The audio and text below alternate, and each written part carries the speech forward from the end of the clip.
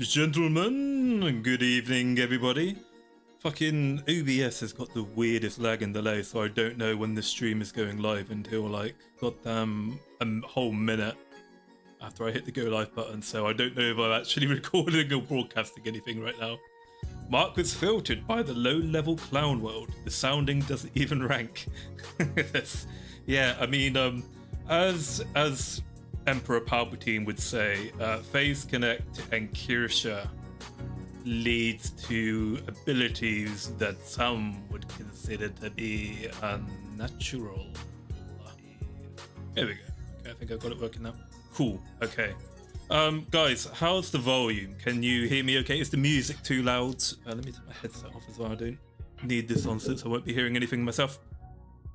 Hello, everybody. Hello. Welcome to today's stream, which is going to be on how to tackle them brain dogs by me, yours truly, Lord Maulington, sexiest man in VTubing, replacing Vox Akama. Hello, Nova Crusader. Hello, Hobo of Mexico. How you boys doing this evening? So yeah, I thought it would be, I say the word fun, I don't think necessarily fun's the right word for it, but I thought I'd do a little stream today, and we'll make this like a weekly thing every Monday, where we'll talk about some of the contemporary issues that we're facing as men in the current day, right? And no woman allowed, by the way, no woman allowed. You can sit in the corner, all right, but no woman allowed on this stream, all right? No woman allowed on this stream, okay?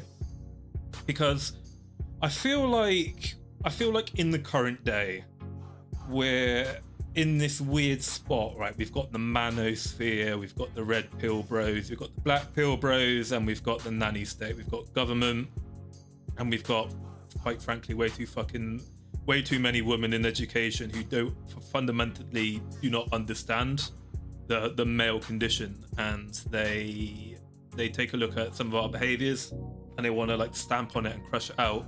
And I feel like it's kind of led to this situation in the current day where a lot of men, not even just young men as well, I've seen it amongst a lot of quite like older men in their 40s and 50s, are kind of in this weird spot where they have no perspective, right, on who they are and how to properly behave as men. And I think it's contributing towards a lot of like the addictive and depressive behaviors that we see these days. Because on the one hand, right, you've got people like Andrew Tate and, you know, those misogynist red pill bros telling you, feeding you bullshit advice about treating women like property, treating them like trash, and showing off your jewelry to them like you're some kind of, you know, disgusting cam whore, and that is appropriate, and that you should treat women as like disposable fuck toys. And then, which is obviously absolutely terrible advice. You should not take advice on how to be a man from people like Andrew Tate. And then, but the problem is on the other side of things, you've got like the state, and you've got, I guess, kind of like the predominance of women in government and academia, who are essentially like shaming you. They don't understand what it means to be like a male. They're making you feel. They're talking about concepts such as toxic masculinity, which I don't believe exists. I don't believe toxic masculinity exists, and it's causing a kind of like identity crisis in men. They don't understand how they should behave, because you've got the Andrew Tate types are calling you like cucks. They're calling you pathetic beta males. And then on the other hand, if you follow Tate's advice, then on the other end of the spectrum, you've got people like in the government. You've got women telling you that that you need to be crushed. You're a toxic male, and you should just roll over and be a complete pussy and just do whatever the nanny government tells you to do. Whereas with pretty much anything, the truth is somewhere in the middle. So yeah, hopefully today we're going to cover quite a few topics. We're gonna tackle, I think, depression and addiction from diet and exercise. We're gonna approach it from self-worth, and we're gonna approach it from what does it mean to be a man, because it's very different depending on, well, like everyone has their own different perspective on what masculinity is. And the way I'm going to try to frame that is we're going to take a look at the 7 concepts of masculinity from 7 of history's greatest philosophers, you know, people like Plato, Nietzsche. Yeah, so we're going to get onto that. Damn, I'm really fond of the white line. Hey, Nadia. Hey, Furlough. Hello, my friends. How you all doing this evening, boys? Good evening, Sample. Good afternoon, Ross. Good evening, afternoon, Raziel. Howdy, Maulington. By the way, you got me into Face Connect. Hell yeah. Thank you for letting me know that, Raziel. It always makes me very happy, right, to hear people say stuff like that. Essentially, just before we get into today's stream, just going to quick tangent about that. It's kind of, obviously, Face Connect is my favorite VTuber corporation. I'm very fond of Face Connect. I want to see it do well. I think the lovely ladies deserve it. But kind of like boosting Face Connect through my videos, in a sense, it's kind of almost incidental. Rather than chill for Face Connect, what my primary motivation to do is to just help people who are VTuber fans connect to like people who they probably really enjoy in the hobby. And the way I do that is just through framing it through my own references, like who I enjoy, right? So I'm never going to do a video on people or corporations I don't like, because I think the whole reason my videos works is because it's like what I genuinely like and endorse and want to support the people I'm talking about, right? So yeah, I'm glad to see it has an effect on people, because I know there's a lot of casual VTuber fans out there who are casuals because they think VTubing is basically just VShojo and HoloLive. But I think Face Connect is like a third party, a third wave that is exactly what people are looking for, but they don't really know it exists. It's still Face is still a relatively small and niche corporation, right? Hey Vega, how you doing, buddy? Oh, someone got a job. Oh, you got the job, Ross. Congratulations, buddy. Congratulations. I'm really glad to hear that. I mean, with your fabulous hair and your confidence, Ross, I'm not surprised you got the job. I can't imagine there are any better candidate going for the job application than you, honestly. Yeah. For a second, I thought it was a video premiere, not a stream. I do live stream. I haven't been, obviously, I'm really behind on my schedule and content because I'm really struggling with like burnout, and I'm feeling under like a lot of pressure to get the Face documentary right. I'm putting so much time and work into it. You know, it's just difficult. It takes time, unfortunately. I don't have much spare time. I love Azahara's channel, by the way. Yeah, Azahara says he clips because of that. He wants to increase the reach of people he enjoys. Exactly. That's basically it for me as well. Same reason, right? Anyway, let's get on with today's stream. Ooh, hang on. Okay, cool.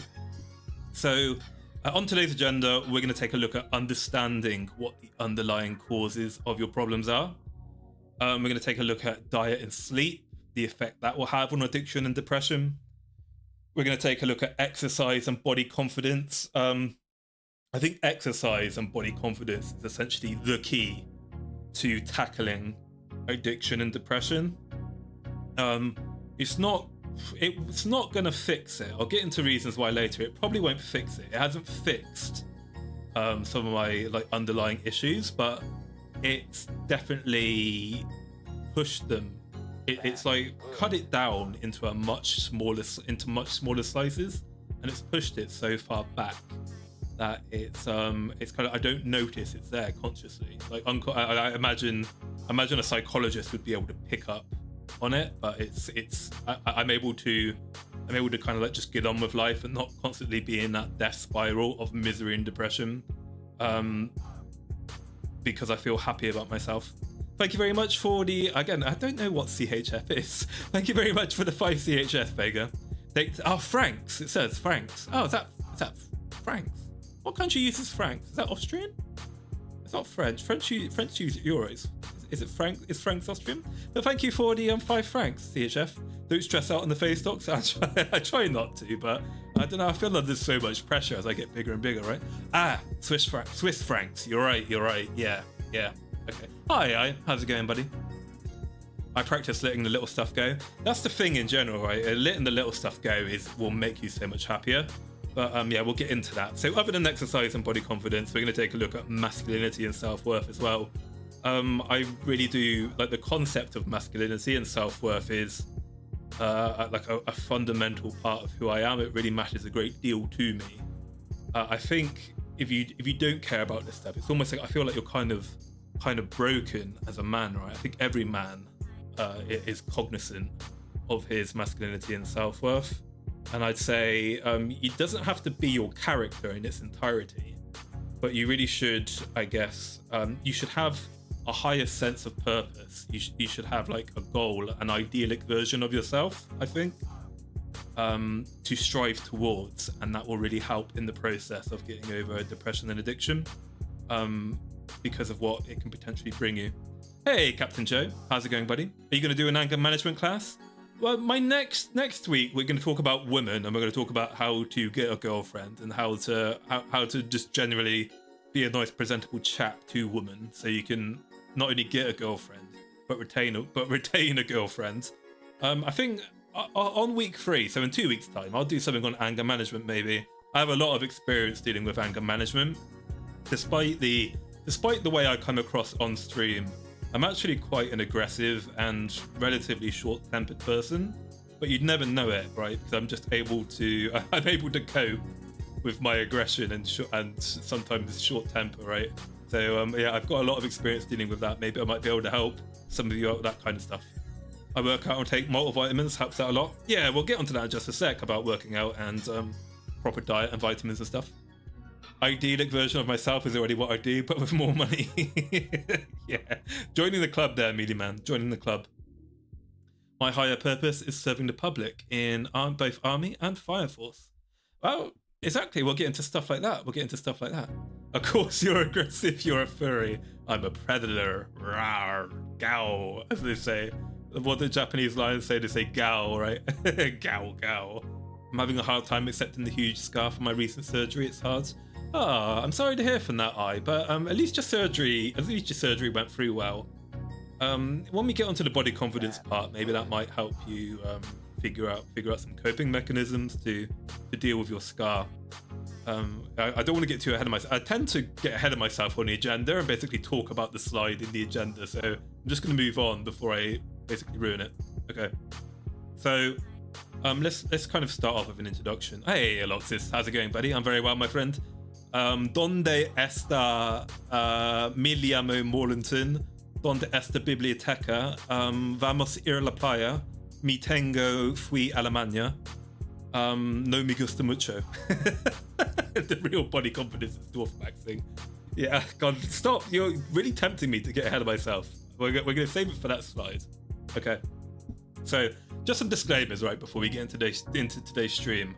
I'm not a clinician, right? I'm not an expert, whatever that means. I'm not an expert. An expert these days is some retard who can't get a real job. They just sit in a university for all their lives just reading books, right? And they just talk complete shit. They talk complete theory about issues of which they fundamentally understand nothing. And it's like you've generally got all these experts you've got all these social sciences experts in behavioral studies and stuff, and the media likes to trundle them out on camera, and they're like so professed, so doctor, like 4 PhD person in like human behavioral sciences. What's going on with young people today? And they're like, I don't know what the problem is with young people today. We think it's the data says, and we think it's this, and it's like, right. Have you tried actually going outside and just asking people directly what their issues are, or are you just making shit up, right, from reading books and looking at your statistics? Just to actually go outside yourself and have a conversation with the average man, and he'll tell you exactly why he's not doing so good right now. It's like, fucking think about it. Don't let him lie, he's so smart. Hey, Chicken Bowser. Expert means you agree with the establishment or are now rewarded with media appearances. Well, this is the thing, right?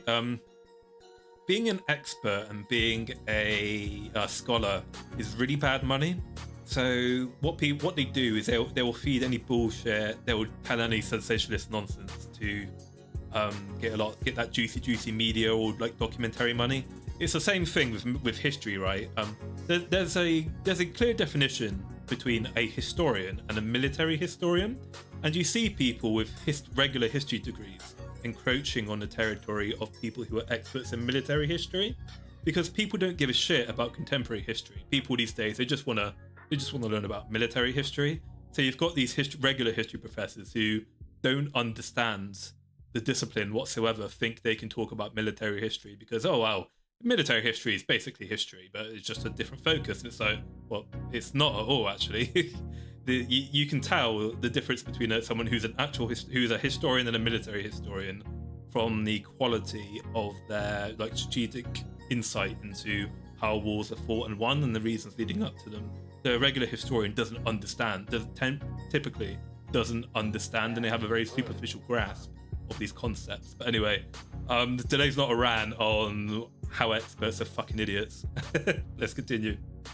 So I'm not an accredited health or brain person, and I think you can kind of take solace in the fact that I'm quite clearly not a Roidosaurus Rex. I'm not some fucking grifter trying to sell you a course. I'm simply a formally grotesque, terminally online person who found his own way onto success. So if I kind of briefly go into the kind of person I was about 12 years ago.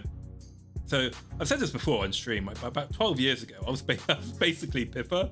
I think we all know Pippa here, right? I was basically Pippa about 12 years ago.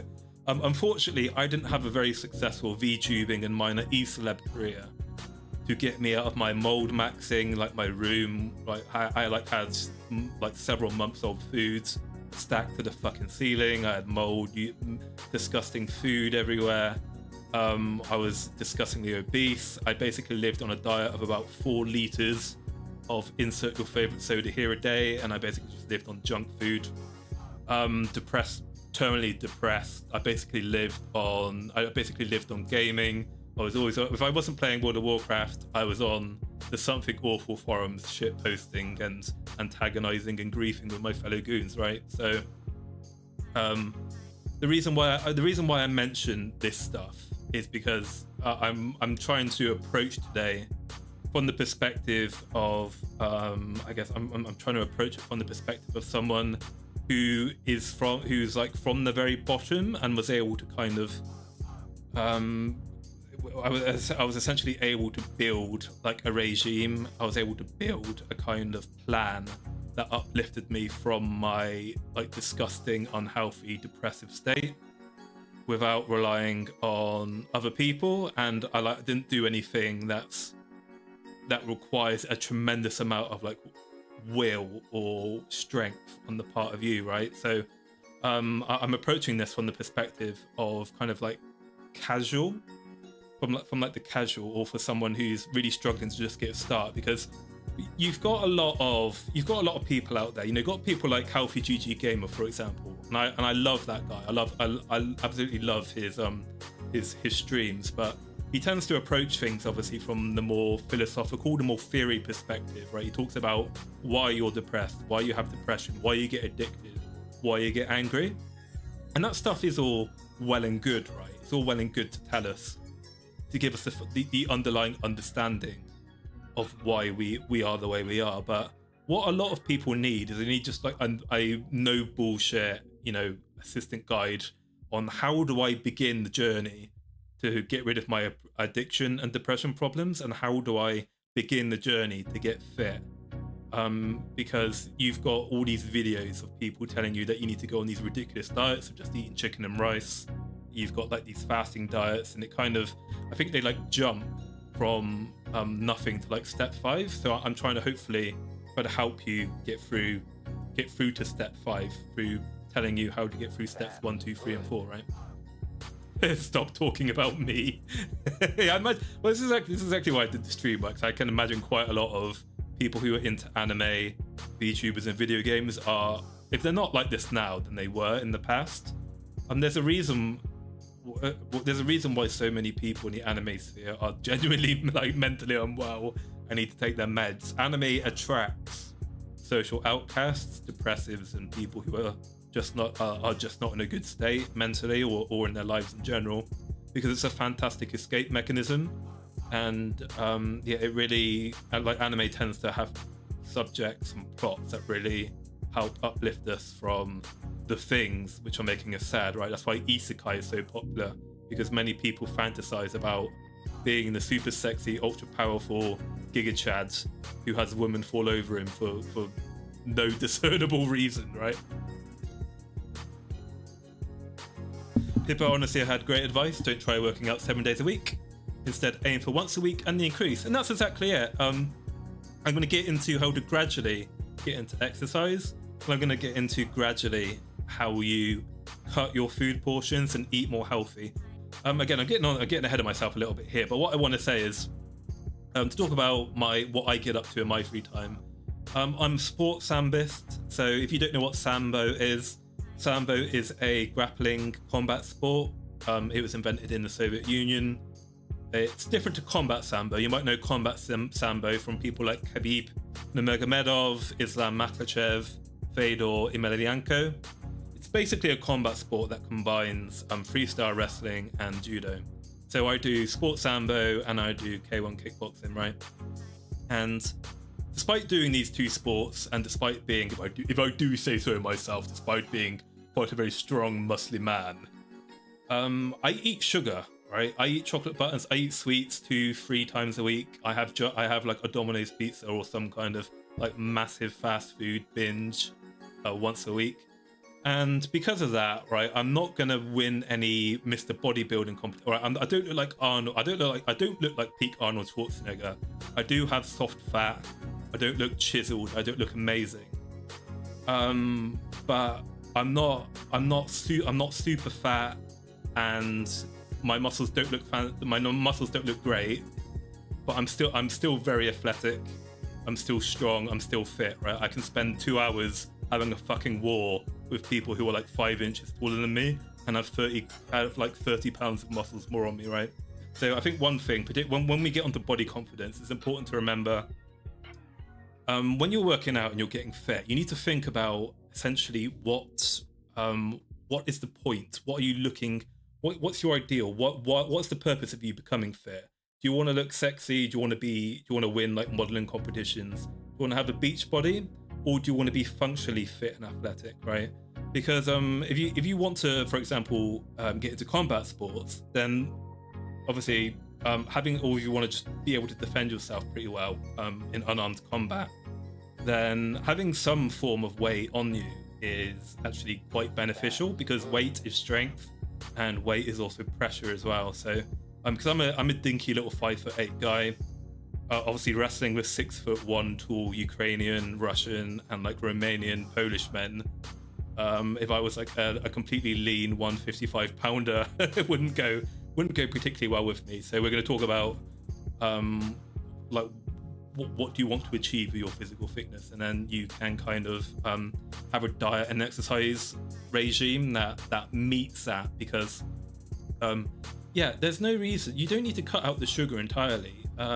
Again, unless you want to look like, you know, peak Arnold. So you can still enjoy food in life, and if cutting out sugar and junk food entirely leads to you not being able to keep to a healthy diet, then that's bad, right? If it's better to eat pizza like twice a week if it means that you won't go back to, you know, binging on chocolate and sodas and nonsense 7 days a week, right? Sambo nice. It's impossible for me to eat healthy in the US. I'm literally growing my own food at this point. Yeah, probably like having chickens and growing your own produce in the back garden would really help you these days. It's what if people forget this, back in the 1950s and before that, the whole reason we have front and back gardens is that your back garden was supposed to be where you, the peasant, the commoner, grows your own food and vegetables, right? And potentially any chickens that you might own. And then the front garden is for decorations. But over time, people have forgotten the whole point of the front and back garden. Both of them aren't meant for decoration. The back is for you to produce your own food. The front is meant to show off how pretty you are. But anyway, so remember guys, this is a public stream, so be careful with any information you might want to post, particularly as people may archive it, they might laugh at you, so make sure to keep it per sec. Also, the VTubing sphere, it has a terrible problem with people just randomly sharing their entire private medical history with the whole world. And I really do appreciate and sympathize with how people may not have anyone that they can vent this stuff to. But you really shouldn't tell the entire world, right, that you're on medication, that you're like a schizophrenic depressive, that you think about cutting yourself. Yeah, try to keep that information to yourself, honestly.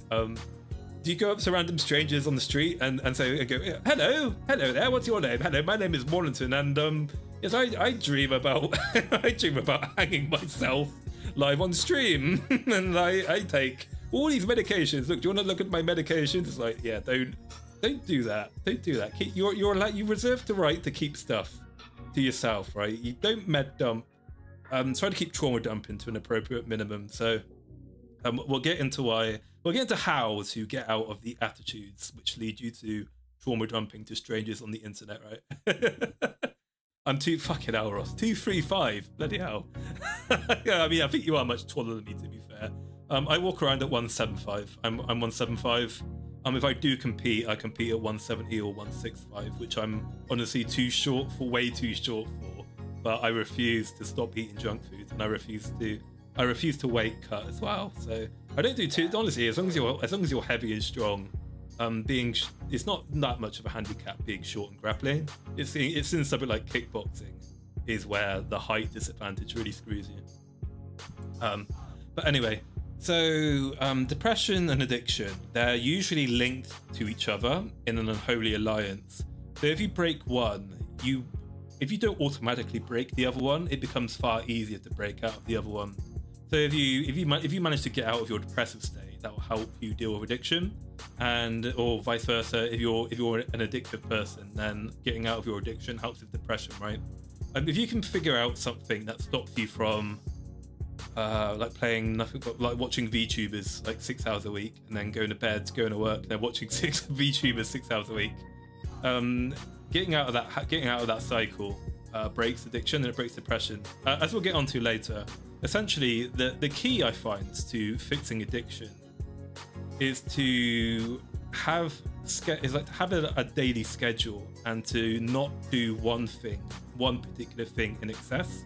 So what I do, for example, is rather than game for like 5 or 6 hours straight, or watch VTubers for 5-6 hours straight, instead what I do is I might get home from work, make dinner, eat dinner, right?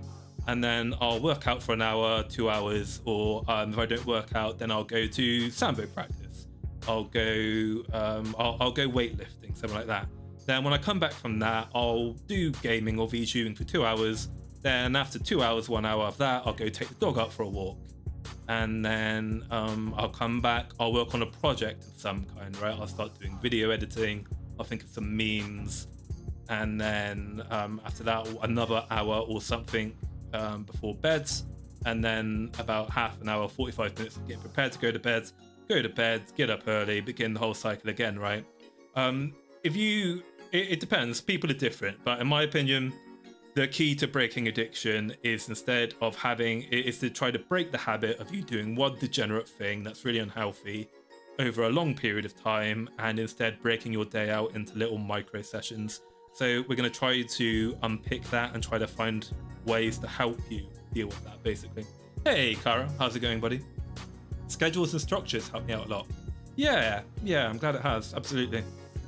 Okay, so yeah, this session there's gonna be some theory I'm going to talk about, but I'm going to try to focus on what to do, what I did to get me from being like a gross male pipper to being a relatively functional human being, right? So why are you suffering from addiction or depression? Well, there's many different things. It does not necessarily limit to one thing. It can be all the things compounding together, right? So we've got loneliness, we've got helplessness, social media, regular media, the manosphere, the red pill brain rot, like your Andrew Tates, those stupid fucking like YouTube shows where you've got like a panel of men and women, and the men are basically just like gaslighting and trying to trick stupid fucking retard Californian women into saying like dumb superficial shit, so that they can then go, look, all women are like this, right? All women are just these stupid jealous like bimbos who are only after your money and just want to fuck like the 9 out of 10 chads, which does awful things to men's sense of self-worth and their psychology. We've got the state, as I mentioned a little bit earlier, that the state wants you to be some kind of eunuch, that just does what you're told. You never offend anyone. You're not allowed to have an opinion. Confidence is verboten. Just shut up and do what women tell you. We've got jealousy, we've got anxiety, a lack of self-respect, a lack of confidence, and the internet, in generally speaking, creates a cocktail of mental health issues that can be reversed. Every time I go on Twitter, right, sometimes I do it myself, but every time I go on Twitter, I see people, it doesn't take long before I start seeing people having literal meltdowns about politics, or having meltdowns about some lol cow or like retard piece of shit streamer doing like dumb shit on their stream. It's basically like the people are addicted to hate watching, they're addicted to drama channels, and what you need to remember, right, is that assuming if you're on social media, that means it's after work or education. That's supposed to be your time to wind down, relax the brain, kind of decompress after a hard day's work. And what you're doing, right, when you're watching all these drama channels, and you're like watching, and you're reading all these comments from people trauma dumping, assuming you're not a complete psychopath, right, when you're reading post after post, particularly about VTubers who you care quite a bit about, and they're talking about how their fucking nan's dead, the dog's dead, they're depressed, they're thinking about cutting themselves. If you're not a complete psychopath, that depresses you, right? It's really tragic. It's really sad to read that. So you're coming home from work. It's supposed to be the time for you. It's supposed to be your time. It's supposed to decompress, and instead you're being bombarded with hate. You're being bombarded with anger, and you're being like constantly bombarded and stimulated by people you care about being in a terrible situation themselves, and that really doesn't put the healthy human mind in a good place. So we need to also kind of find a way to deal with internet addiction and being like glued to your phone and the social media. Fortunately, just for some reason, I've never liked Facebook. I've never liked Twitter. I've never even used Twitter before I became a VTuber. And I don't know, I was much happier before I ever used social media than I have been using it to shitpost as a content creator, right? So if we can figure out a way to get you off social media, reduce the amount of usage on that should be fantastic. Having a semblance of routine as a NEET has fueled me a lot. Exactly, routines are bliss. Who watches that shit unironically though, honestly? You'd be surprised, VZ Gaming. You'd be surprised. Quite a lot of people watch that unironically. You can see it in fucking YouTube comment sections. But anyway, so exercise, body positivity, and projects and challenges to overcome both short-term and long-term issues. Visual of the perfect you in the future will help uplift you from these problems. I really think that a man needs to have like I think a man needs to have a hobby that really challenges the mind or the body, and that doesn't have to be. I'm gonna focus today's stream on exercise, but it can be just like being an artist, for example. We have artists in the channel. We've got people like Pascal Saucer. As long as you have some kind of hobby that constantly keeps you engaged and gives you that sense of fulfillment and challenge, constantly like improving, that you'll be surprised about the wonders that will do for your person. So we just need to, if you don't already have like a productive hobby that really challenges you already, then we can kind of maybe try to see if we can figure out what it is you like, maybe something that you're good at, or maybe something that you'd like to be one day. So again, as I'll get into in a bit, part of the reason why I was able to not only start dieting and exercising and actually get on to becoming sports ambist and doing K1 kickboxing is because I love combat sports. I love the UFC. I love mixed martial arts, and I thought I'd love to get in the cage one day myself as an amateur and just give it a try. It'd be fun.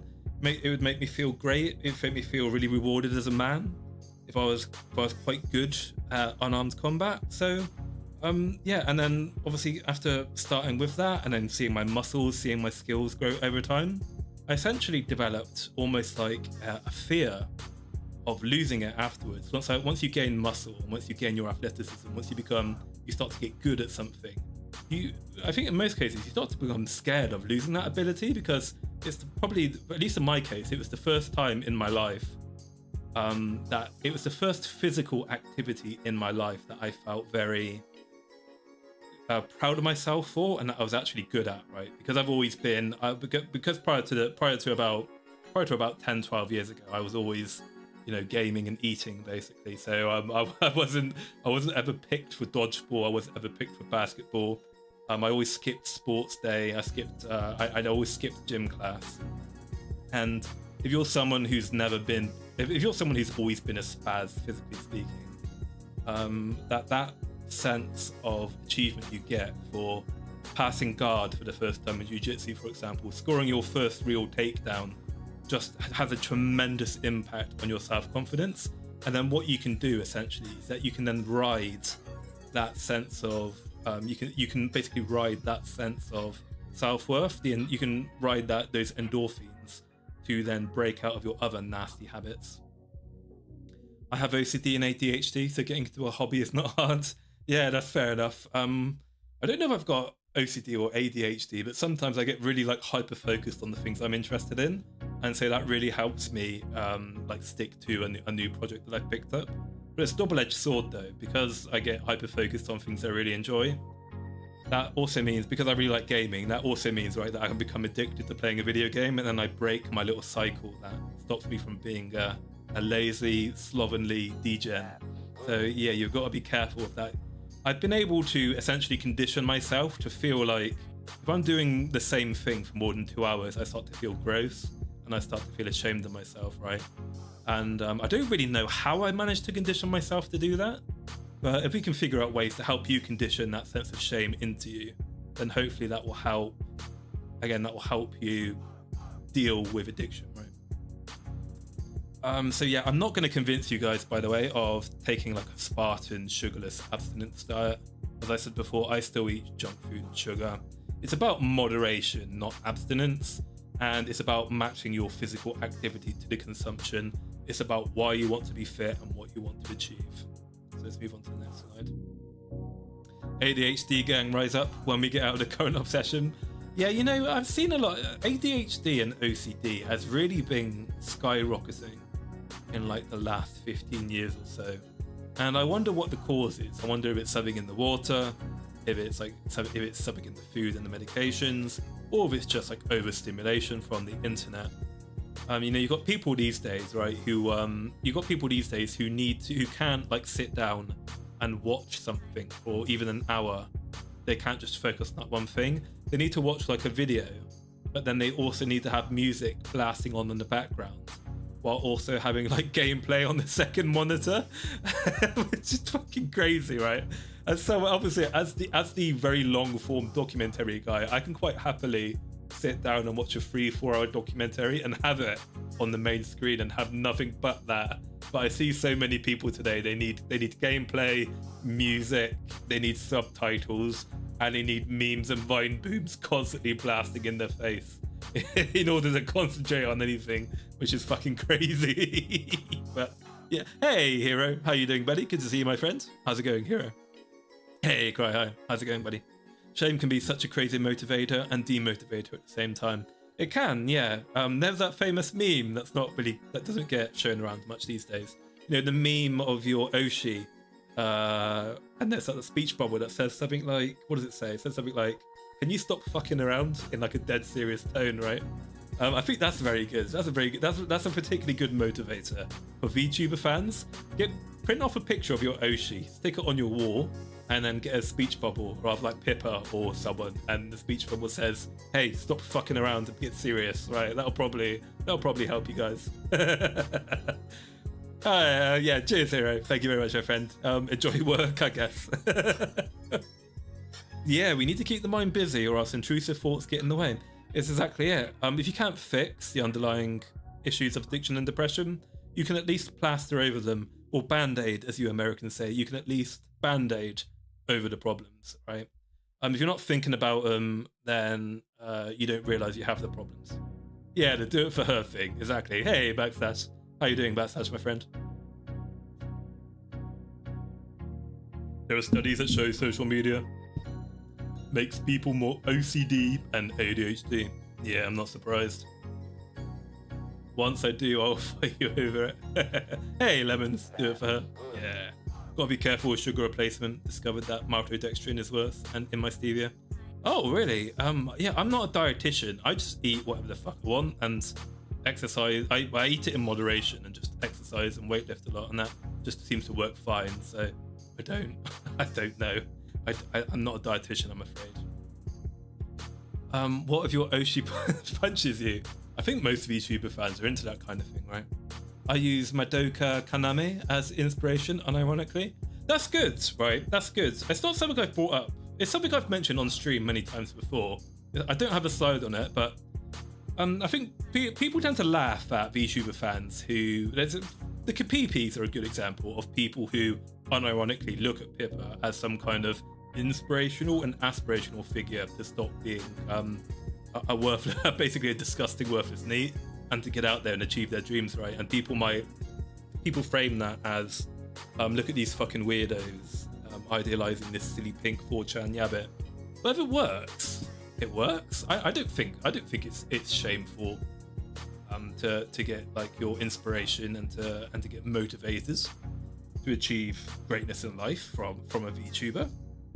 What's the difference between people who get advice from Pipkin Pippa and Andrew Tate? Honestly, I'd rather people would listen to Pipkin Pippa on self-improvement than Andrew Tate, right? Yeah, I mean, Pippa's been through a hell of a development arc herself, right? So Pippa's like the example of a real expert on how to get over being a gross NEET. Yeah, so Pippa inspired me to draw again, exactly. Pippa inspired many people to work out, get healthy, you know, stop spending all their time and money on VTubers. I would say social media makes people ADHD, OCD. It just makes the average person experience the same symptoms of them. If you already have it, it makes them worse. Yeah, it can make the situation much worse if you already had it, right? Pippa told me to get out of my parents' house and then goes into her parents' house.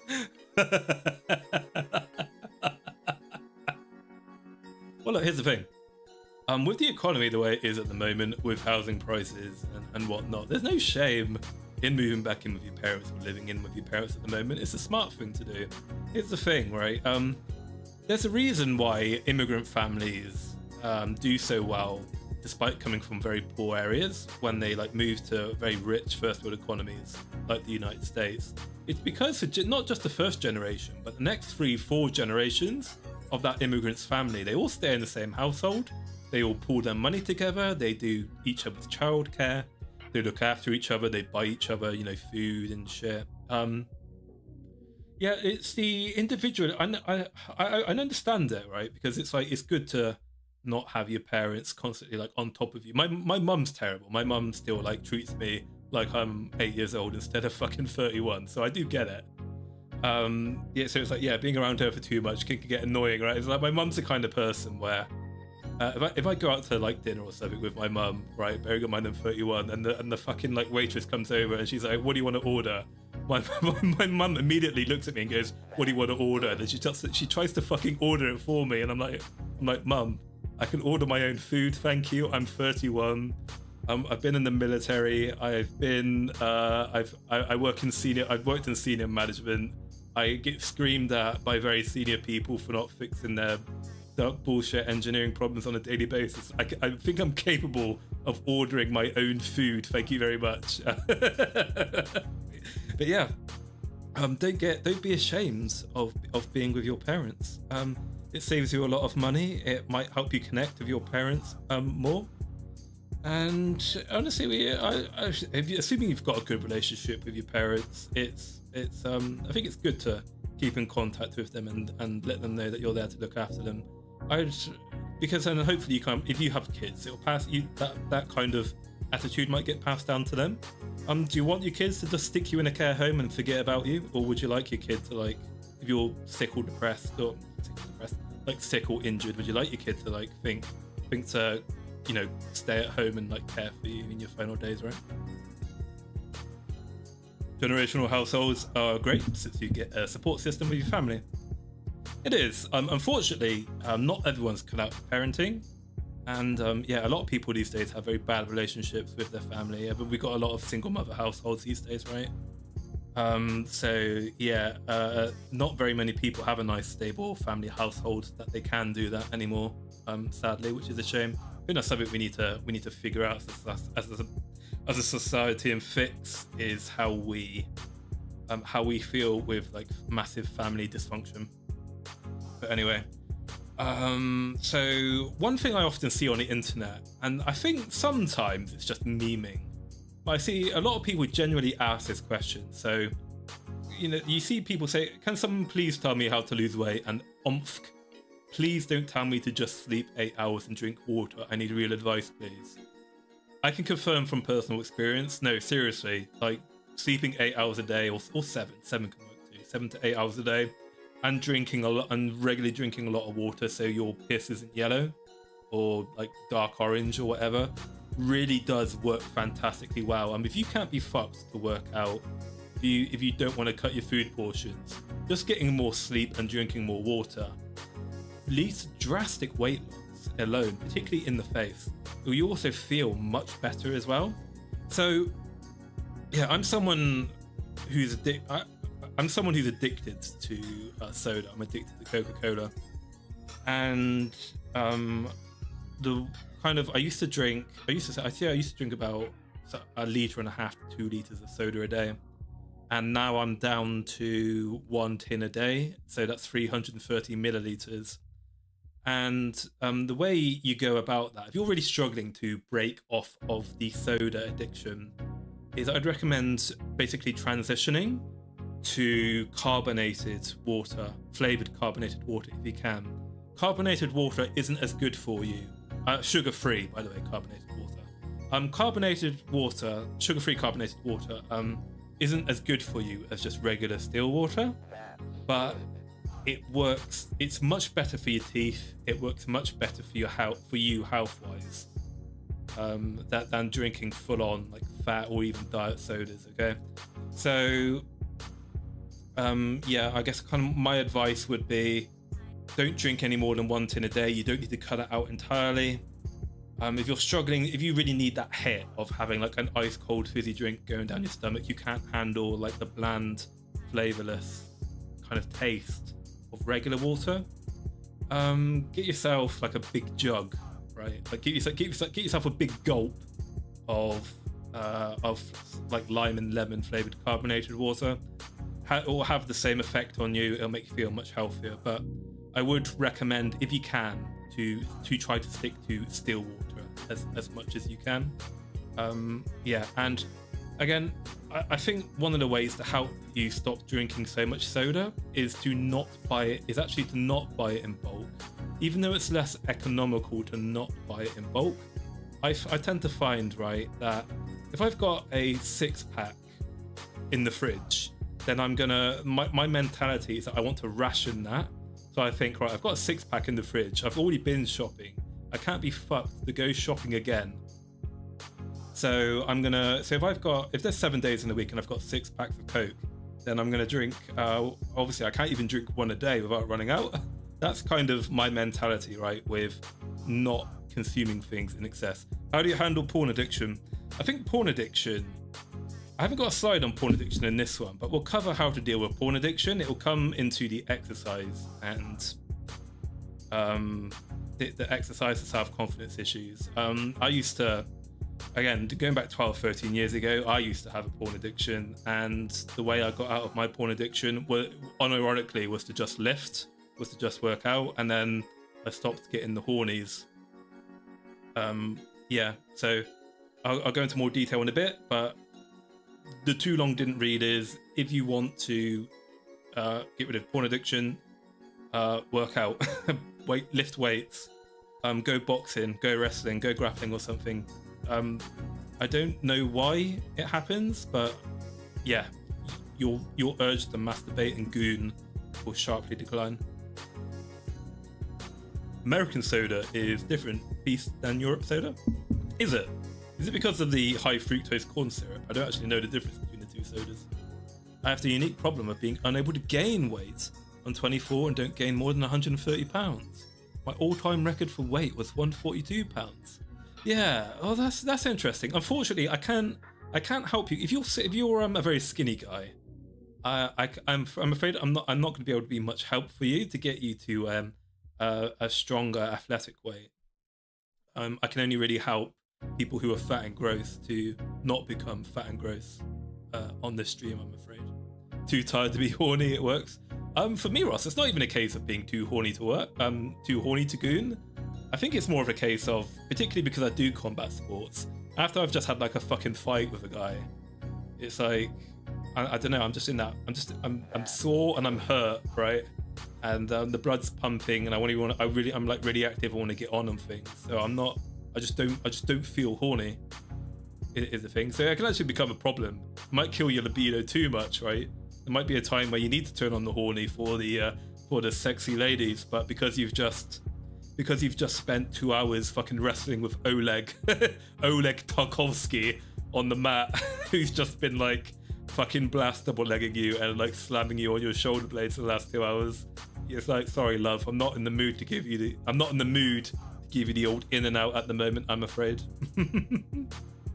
A compromise. If you don't like zero sugar taste, get stuff like SodaStream syrups, the sugar and non-sugar variant, and mix them 3:1 ratio. 3 parts non-sugar, 1 part sugar containing syrup. Yeah, that might work. I've never used the sugar, the SodaStream stuff before. They don't seem economical in the end. When I take a look at the price of like the canisters and the syrup itself, it seems cheaper to just buy the soda, right? Cardio makes you horny. Weightlifting depletes your testosterone and stresses your body. On recovery, comes back. Ah, that might be it then. Yeah, I'm more weights than cardio personally, so maybe that explains why I struggle to get the horny on sometimes.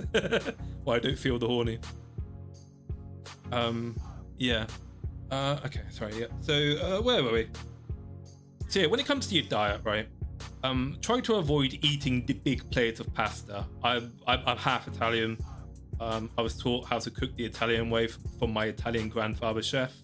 Italian food can be quite rich in pastas. It can be quite rich in cream. It can be very rich in cheese and salt.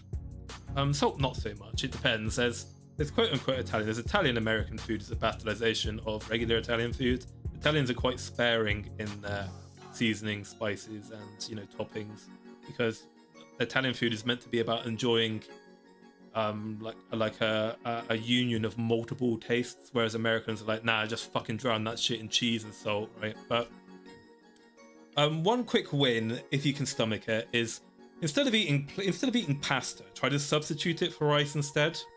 It can be quite difficult, particularly with the food portions. I used to eat like a massive plate full of just pasta, and then I'd stick like meatballs or maybe like spaghetti bolognese on top of that.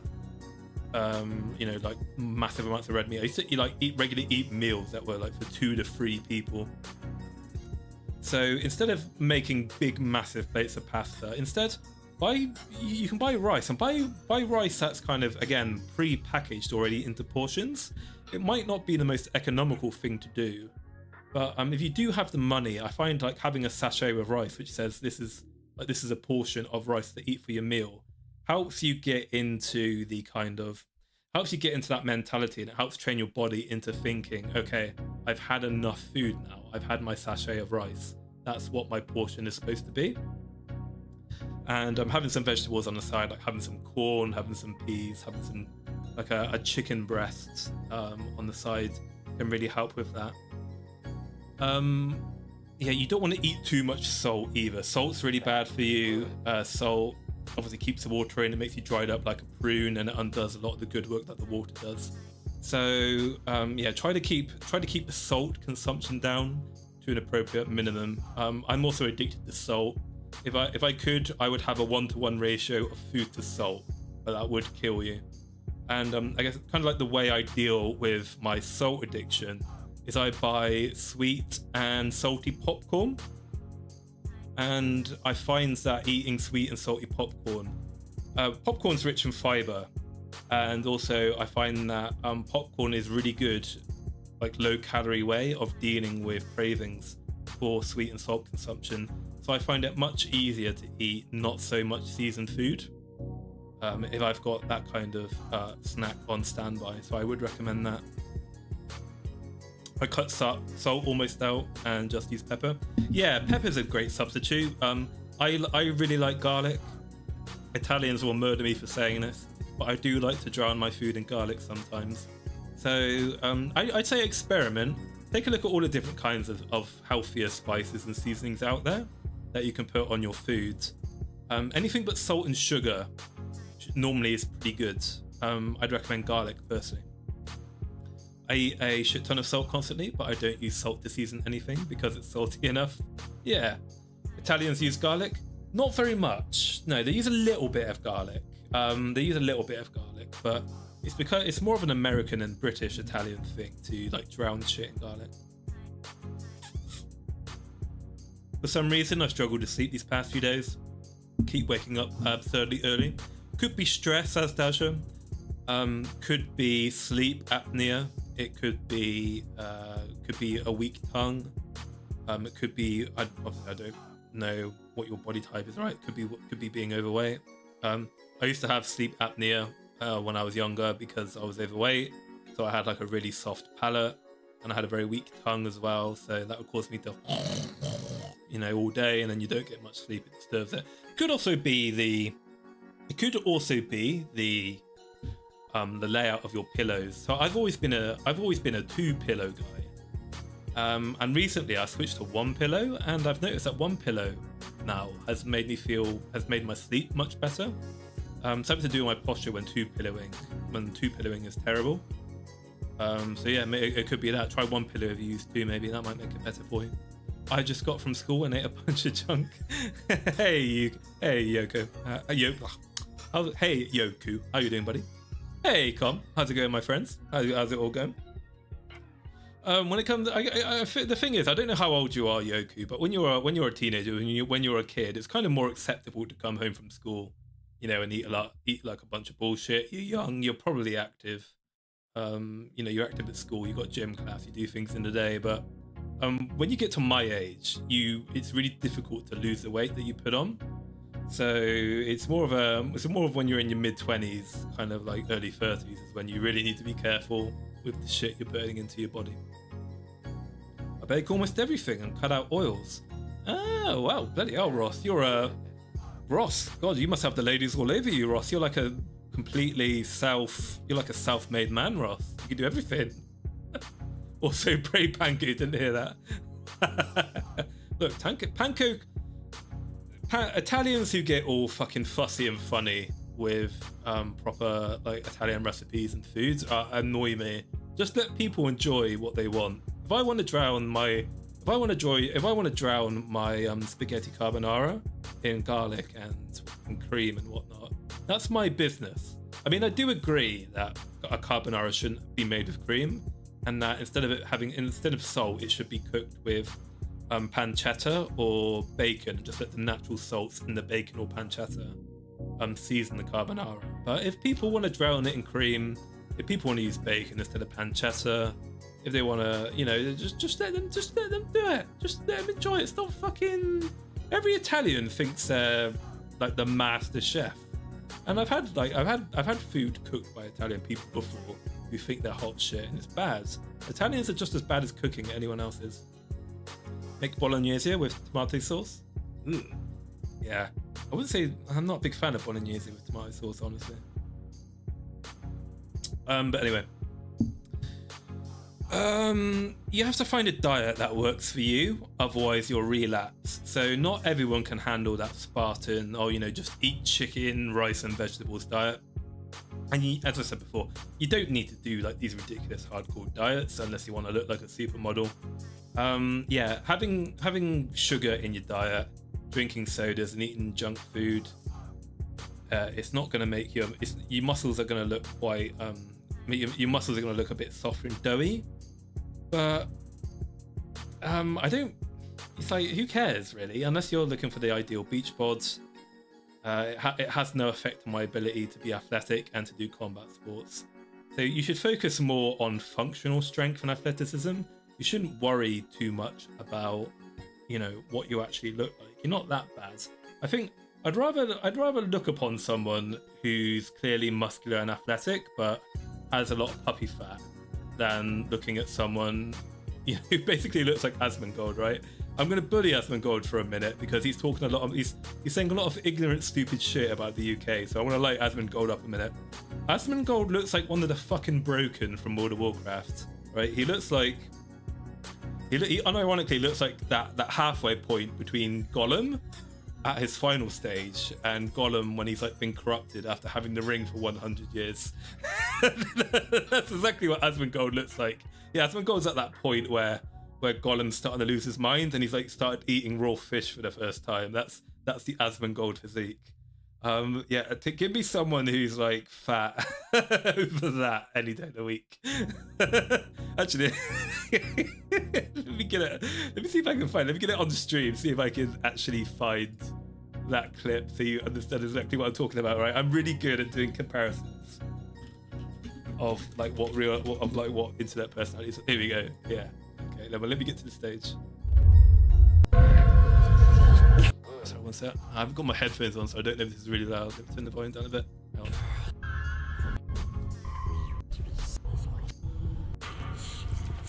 Here we go. Hang on. Here we go.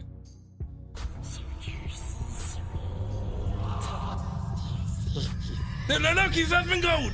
It's Asmongold. Same hair, same shirt. No, there it is. It's Asmongold. He's falling into his cave. Falling into his cave to play some World of Warcraft. There he is.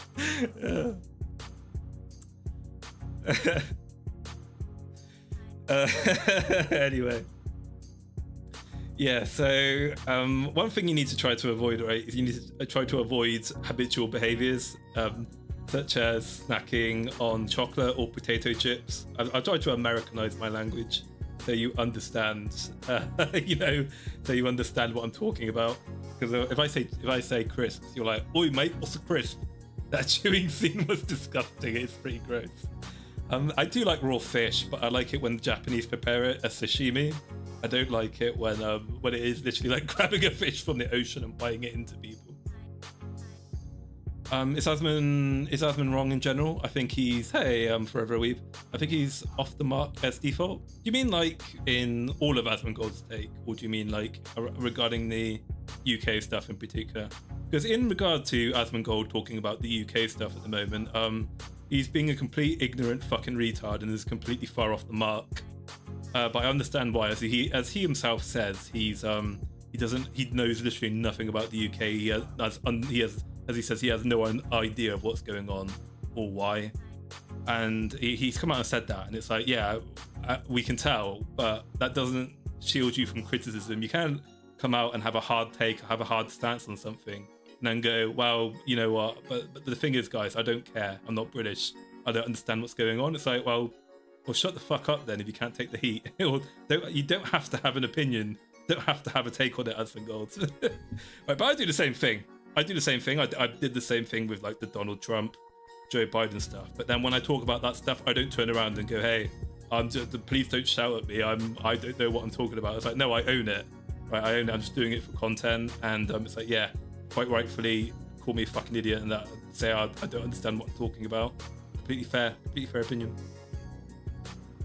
Altogether, I haven't seen the video on Britain. This isn't an Asmongold hate stream. I don't hate Asmongold. I actually quite like Asmongold. I do think he's entertaining. But with any internet personality, he has his scruples, right? But anyway, let's get back on topic. So, yeah, when you work out, you'll find it's much easier to break out the habit of like snacking on chocolate and potato chips. But you need to try to be conscious of any habits in your dietary routine as well. So, for example, if you've just had a meal, it might become, and then you decide, hey, you know what, I'm gonna like open up a chocolate, but I'm gonna open up like a big bar of chocolate, or I'm gonna eat like a fucking like 6-pack or like a 12-pack. I'm gonna open up a 12-pack of Lay's immediately after eating dinner. The problem is that if you do that, again, you're going to get addicted to doing that. It's going to become a habit. It's going to be a routine now, where from that day onwards, now every day after you eat a big dinner, your brain, your funny little brain, your mind, your routine, internal routine is going to say, oh, I've just had dinner. Normally after dinner, I eat a shitload of chocolate or I eat a shitload of potato chips. And so now I'm always going to do that. And then before you know it, you're now in a routine of eating junk food after a meal, and you become addicted to doing it. So again, you need to be conscious of these bad habitual behaviors, and you need to figure out a way of kind of checking yourself, guilting yourself, shaming yourself into not doing that. And I think the way you do that is you essentially you reinforce the idea to yourself that you should feel ashamed, you should feel bad, you should feel upset with yourself, you should be disappointed in yourself that you've just had dinner and now you want to snack on something. And then hopefully when you have that repetition of shame into yourself, that will help you be cognizant of it, and then that will help you eventually stop doing it, because you get this niggling feeling now every time you snack on something. You get this little niggling feeling in the back of the head. It's like a counter, right? It's almost like a counter routine. It's like a counter repetition, where now, because you keep shaming yourself every time you snack, every time now you want to open up a bag of crisps or eat a bar of chocolate, you think, oh, I really shouldn't be doing this, right? I feel ashamed of myself. And yeah, finally, you don't have to stop drinking soda entirely, but try to keep it no more than 1 tin a day. And if struggling to drink regular water, make sure to drink at least carbonated flavored water with no sugar. It will help immensely. So I've kind of gone over like diet and sleep now. So let's kind of talk about how diet and sleep ties into depression and how it ties into addiction. So when you have depression or anxiety, exercise, it can often seem like the very last thing you want to do. But once you get started and get going, exercise can really make a big difference in how you feel and how you think. So if we take a look at exercise and body confidence, habit builds from having too much free time spent on one thing. And if you can compartment things into smaller segments, it breaks the conditioning. So exercise helps prevent and it helps improve many physical and mental health problems. Many of your mental health problems, if you have any, are probably caused, almost actually guaranteed to be caused, by the poor state you are in physically, particularly because a lot of food these days, a lot of junk food, is pumped full of like disgusting chemicals that that just completely fuck with your brain chemistry. Obviously Americans eat chlorinated steroids, pumped chicken, which can't be good for them, right? Absolutely disgusting slop. So if you work out a lot, this can help deal with high blood pressure, it can help deal with diabetes, it can help deal with arthritis. If you've got arthritis in the wrist, if you've got any wrist problems, by the way, one thing I'd recommend doing is getting a bucket, just like a bucket that you'd maybe take to the beach as a kid and fill up with sand, and then fill that bucket full of rice, right? Get a bucket, fill it with the cheapest rice you can get, so you've got a bucket full of rice. And then if you stick your hand at the very bottom of this bucket of rice, and then if you just rotate your wrist around, just rotate the wrist, feel free to use your forearm as well, wrist and forearm, get a good circular motion with your wrist and forearm. What you'll find is that exercise will very quickly basically give you Popeye forearms. It'll make you really fucking like strong and meaty in the forearms. But it also cures arthritis. It cures any carpal tunnel problems, any issues you might have in your wrists and your fingers from being like a decrepit gamer bro who's always got his like hand fucking like clawed and fused with like your mouse or your gamer chair. Seriously, it really works. It really, I promise to God, it does work. If you don't believe me, get a bucket of rice. Fill up, get a bucket, fill it with rice. Stick your wrist, stick your whole arm in there. Work the forearm, work the wrist, circular motion. Do that once a day for about 2 weeks. You have a big fucking swole forearm, and any wrist problems you got, gone. Boom, easy. I don't know the medical reasons as to why this happens. I can just guarantee you from personal experience, it will solve any forearm wrist related problems you got. Rice in a bucket, 5-gallon bucket. I don't know, a bucket that's big enough for you to stick your arm in to the point where the rice goes up to your elbow. Can confirm, makes your wrists less skinny too. Ah, yeah, that's a good point. Yeah, I kind of lose over time. You kind of lose perspective on like what's a regular like arm and wrist size. I'm kind of like going back into working out and strength lifting again. Whenever I see people who don't weight lift and they're also skinny, it unnerves me a little bit, right? It's like looking at a Skyrim skeleton. Sometimes I look at people with like really skinny arms and legs, and it generally disturbs me. I'm like, how the fuck do you how do you support yourself with those skinny legs? It's terrifying. Good lord. I'm Pop. No, that's not. I'm not even gonna bother doing a Popeye impression. My throat is fucked. How does Popeye talk again? He's like, it's Popeye the Sailor Man. That's not Popeye. No, let's not do Popeye. I'm Popeye the Sailor Man. Something like that. I don't know. But yeah, anyway. So there's been a lot of research on depression, anxiety, and exercise. Nailed it. Look, I'm the man of many voices, okay? Popeye is not one of those voices. Gollum is a voice. Yoda is a voice. Cleveland is a voice, but sadly Popeye is not a voice. Yeah, so the mental and the physical benefits of exercise, how it improves your mood, right, and it helps lessen anxiety. I think anxiety is a major problem people face as well that kind of like prevents them from working out. So the links between depression, anxiety, and exercise are not entirely clear, but working out and other forms of physical activity really ease the symptoms of depression or anxiety, and they make you feel better. And exercise also helps keep depression and anxiety from coming back once you do start feeling better. So how does exercise like help your depression and anxiety? So the first thing it does, can you Cleveland Brown? Yeah, okay. One sec. God, depression. My room's hot. My voice is fucking. Oh, Quagmire, you are what the Spaniards call El Terrible. Oh, Peter, you and your crazy shenanigans. Anyway, so regular exercise helps ease depression and anxiety by releasing feel-good endorphins. So endorphins are natural brain chemicals that can improve your sense of well-being. All right. It takes your mind off your worries. So if you exercise a lot, you're obviously concentrating on that.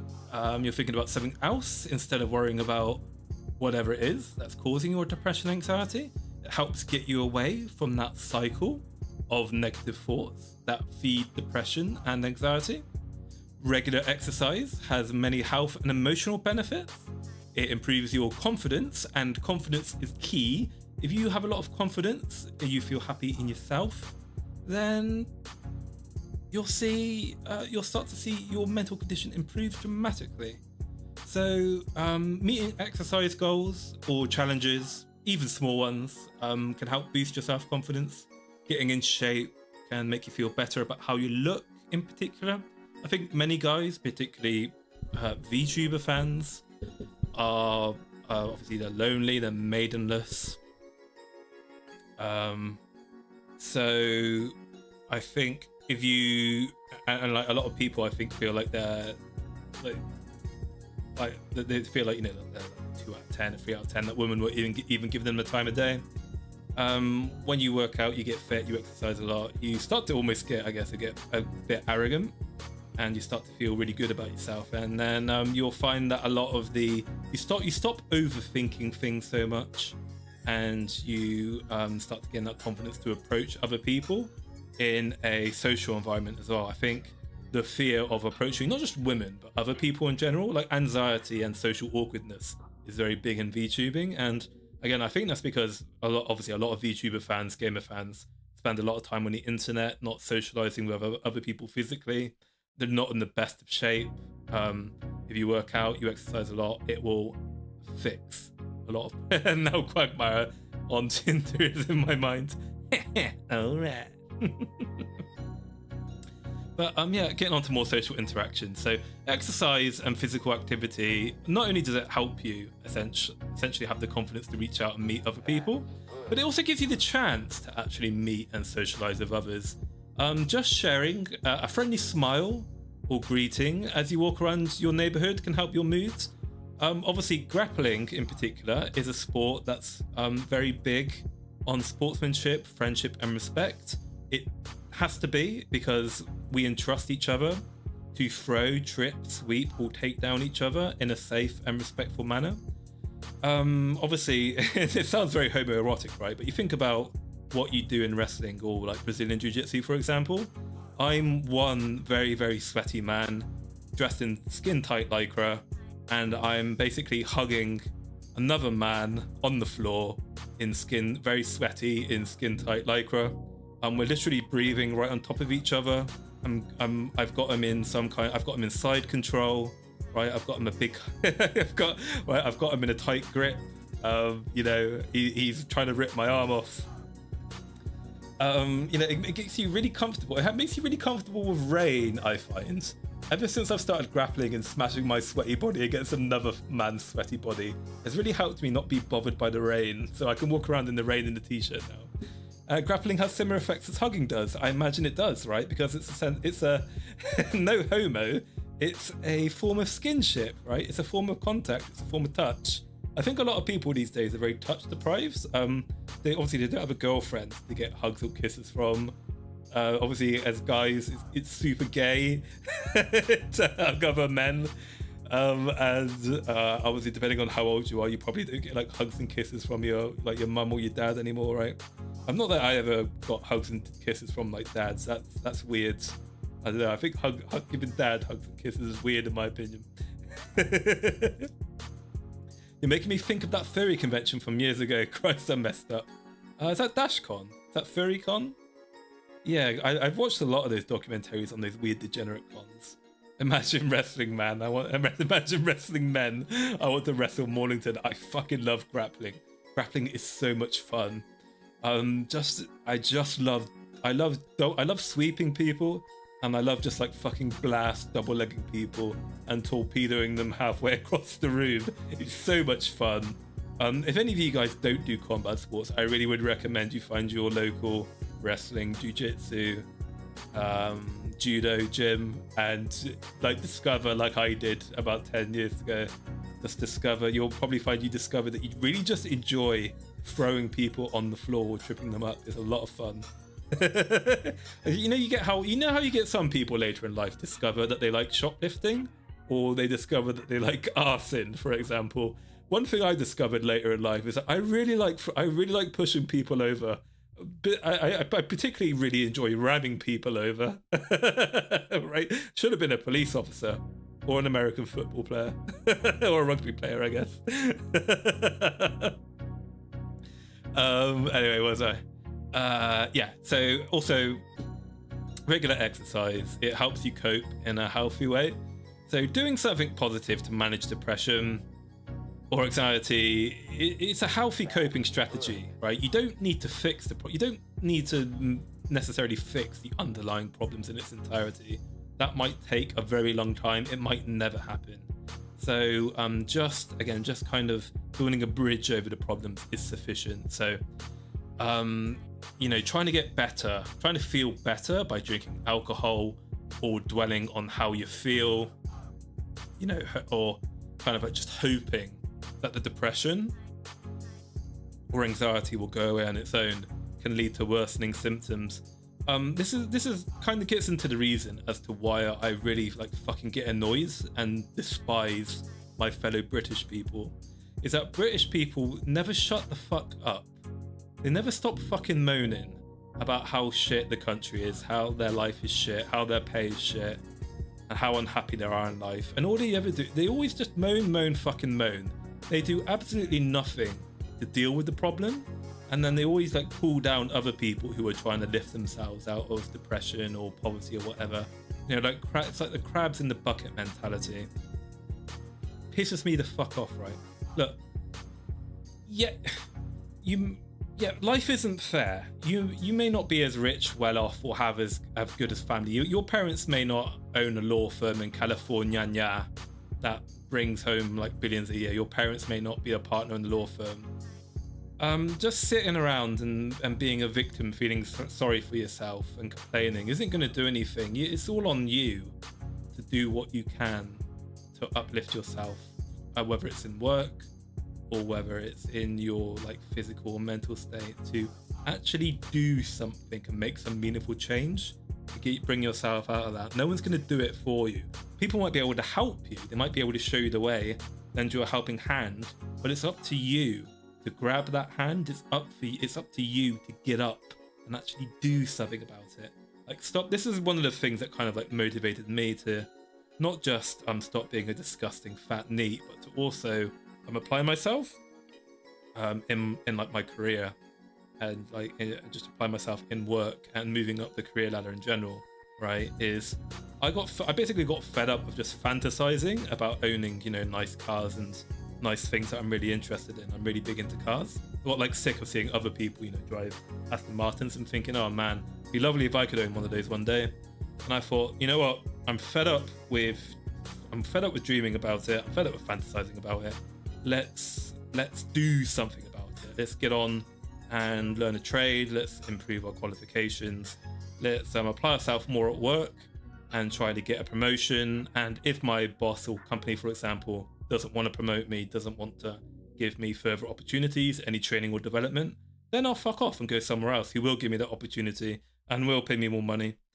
Corporate loyalty is cringe. You don't owe your corporation anything. You don't owe them your loyalty. They'll discard you at the drop of a hat. Always do what's best for you. And yeah, never stay in one job for like 2 or 3 years if you can help it. Because eventually it gets to the point where they're underpaying you and you're underappreciated. I want to socially aggrandize on Twitter how the industry sucks. I mean, that is a lot of fun, right? And you can do that. It might be quite productive and might be quite interesting as well. Might be an interesting thought experiment. But as long as you're not on Twitter, you know, complaining about it for like several hours all day, every day, and just like incoherently whining, you should be good. There should be some form of like point. There should be some form of coherence to your arguments. I mean, I'm at least thinking of using my qualifications in gardening to move to America, or unlikely maybe Japan. I can't keep doing the same stuff because I have little to no will now. Yeah, that's the big thing. If you've lost all will to do the thing, then yeah, you're fucked at that point. You really do need to think of something else. You don't need to give up the thing in its entirety, but you just need to do something else and you can come back to it later. Obviously, every time I make one of my videos, I need to take 2-3 weeks, a month off maybe afterwards at maximum to not do anything related to content creation, except maybe stream myself, play video games. And that's because, my will after I release a video to make content is dead. So if I try to force myself to make stuff immediately, then eventually what happens is you start to resent and you want to stop doing the thing that you previously loved. How do you prep soil? I'm not a gardener. I have no idea. You have to ask Forever a Weeb.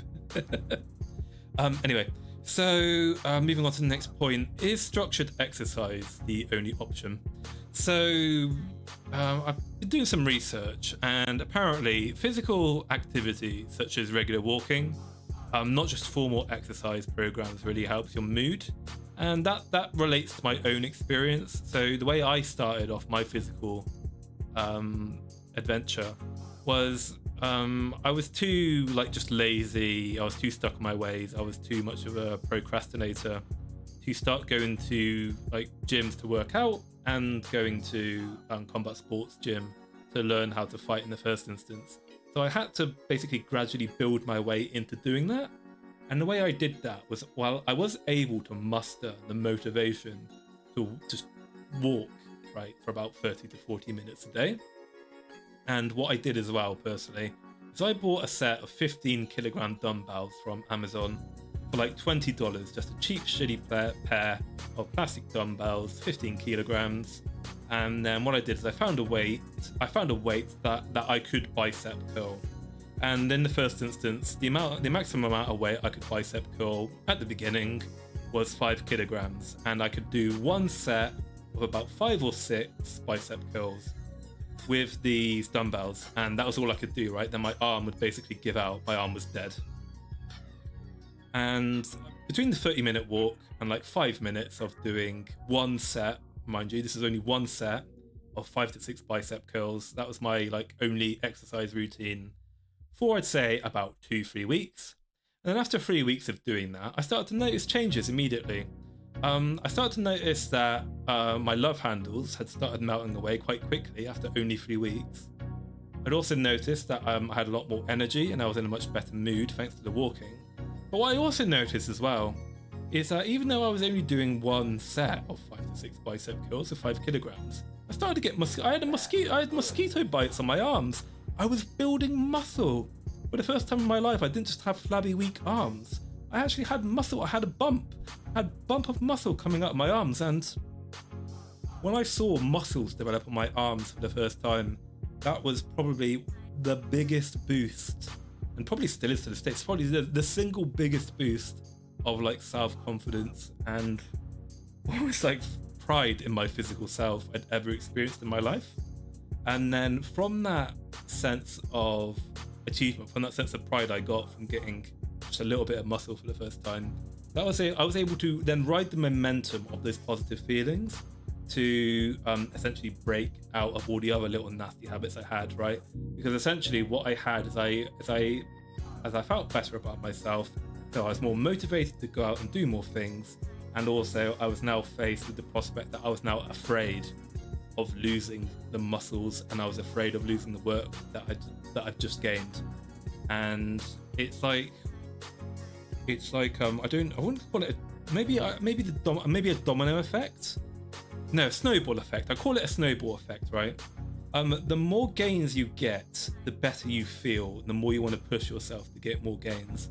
And the key is finding a routine that helps continuously push you again and again to keep seeking those gains. Eventually you'll reach a point where you'll plateau, and then once you reach a plateau point, you'll face a challenge again, unfortunately.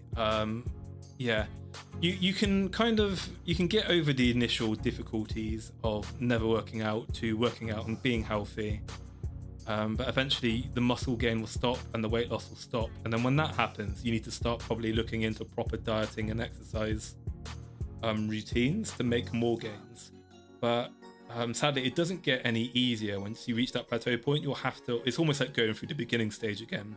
And sadly, not a lot of people can get through it. But if you stick to some of the techniques that you can use and that we're going to go through to motivate yourself to keep improving, then you should be fine. Oh, I thought you were referring to something else when you mentioned mosquito bites. Yeah, I don't mean those kinds of mosquito bites, right? I don't mean those kinds of mosquito bites. Something else entirely. I ain't touched gardening in a decade, but it's the only thing I'm qualified for. I have to start volunteering again to get shit rolling. But it's never too late to try anything. There are people doing law degrees in their 60s and 70s. Whether or not they'll get hired by a practice is another thing. But yeah, a lot of people think, oh, I'm 30. Is it too late for me to like retrade or do another job?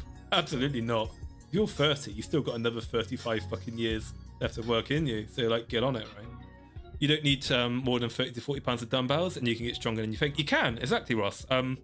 Yeah, I was able to like probably like deadlift 155 pounds, I'd say, just through dumbbells. Probably by about 45 pound dumbbells. So yeah, you don't need to go to the gym, you don't need to take steroids, you don't need to do these ridiculous weightlifting routines. Just trying to do 3 sets of maybe 12 to 15, gradually increasing dumbbell side length will really improve your arm strength.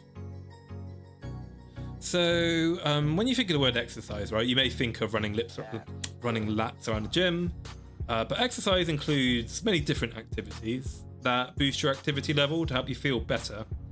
Running, you've got lifting weights, playing ball sports, American football, soccer, playing basketball, other fitness activities, gardening. Even gardening is a physical activity in itself. Gardening can keep you fit. So washing your car, walking around the block, doing other less activities, any physical activity that gets you off the couch and moving is going to boost your mood.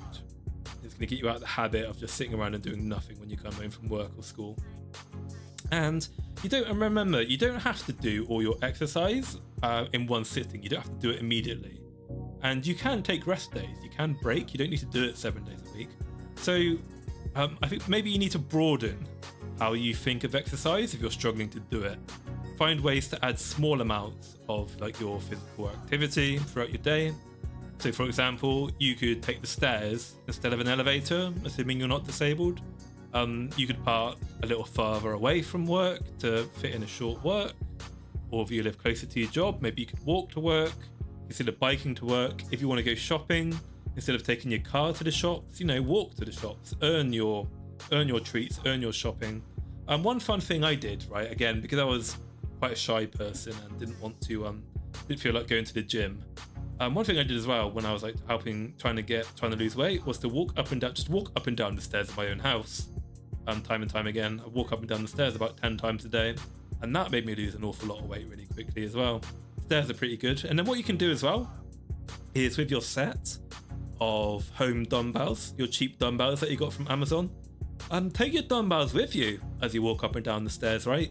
Hold them by your sides, hold them there, kind of like in like a deadlift kind of form. I think it's called like a Romanian deadlift. Hold it in that kind of grip and just walk up and down. No, farmer carry. I think it's called a farmer carry. Like farm carry your dumbbells up and down the stairs with you. Builds muscle, great muscle in your legs, and it's cardio at the same time. Hey, Carol. How's it going, my friends? Dziękuję, Carol. Dziękuję, my friends.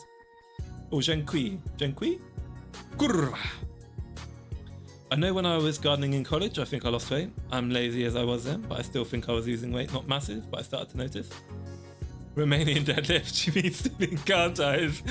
I don't think we've got any Romanians in chat, so we can be cheeky with the Romanians, right? The only Romanian I know actually is V, right? I quite like V. Racismus, California, that kind of stuff. So anyway, so how do I get started and stick to it? So how do I stick to my exercise routine that will help me get out of anxiety and depression? So rather than just doing what all the influencers tell you what you should do, there's millions of videos on YouTube. There's millions and, as Trump would say, millions and millions of videos from people saying, oh, you need to do this. You must do this every day. Or you have to do this task. And it's like, motherfucker, your video is an hour long. And you've got like 5 videos of different videos. You've got like 5 different hour-long videos saying, you have to do this every day. It's like, bitch, people don't have like an hour or 5 hours a day every day necessarily to fucking work out. OG Lion was better. What do you mean, like the live 2D one, or do you mean the 3D one? I can't believe I can't believe you guys like the fucking furry model more than this one. not that I mind. I do intend to use all 3 anyway. And the other models aren't going away anyway. But yeah, the point is, rather than doing whatever's trendy and whatever the latest fitness influencer says you should do, just focus for the time being. Just focus on finding what you do enjoy doing. Figure out what type of physical activities you're most likely to do. Think about when and how you'd most likely follow through on that. So, for example, are you interested in gardening? So, would you like maybe do some gardening in the evening? Maybe get up earlier, start your day with just a jog. Is there like a park? Are there sites? Do you want to go exploring around your local community? Sometimes I like to go on an exploration. I live deep in the countryside of England, and sometimes I like to just go on like a little adventure, see what I can find in the deep countryside that people don't normally go to. That can be pretty fun. Go for a bike ride, play basketball, play some kind of sports with your kids. Do combat sports, right? What really helps me keep up with being fit and exercising is that I really genuinely enjoy grappling, as I say. And in order for me to enjoy grappling and to compete and to get on it at a high level, I need to be in physical shape to do it, right? So even though I find working out, even though I find like stretching and doing cardio is really boring and I absolutely hate do it, what motivates me to do it regardless is that if my body gets all stiff and I become all inflexible, then I'm not going to be able to do hujitsu, right? I'm not going to be able to do my hujitsu, not going to be able to do my grappling that I love so much. So it's like a positive feedback loop. do a physical activity you enjoy doing, it doesn't become a chore, it becomes easier to keep doing it. Simple, right? Key to exercise: become parasocial for Tenma, then decide to get hench to make her swoon. Real stats. I mean, yeah, unironically, do it for her, do it for the VTuber. If you're super parasocial for Lumi or Tenma, think about what Lumi or Tenma would say if they saw your swole fucking like massive butt or shoulders or something, right? And ironically, do it for her. So it's important to remember as well, guys, when you start exercising, you need to set reasonable goals. You shouldn't get depressed because you don't look like prime Arnold Schwarzenegger after like 3 months of working out.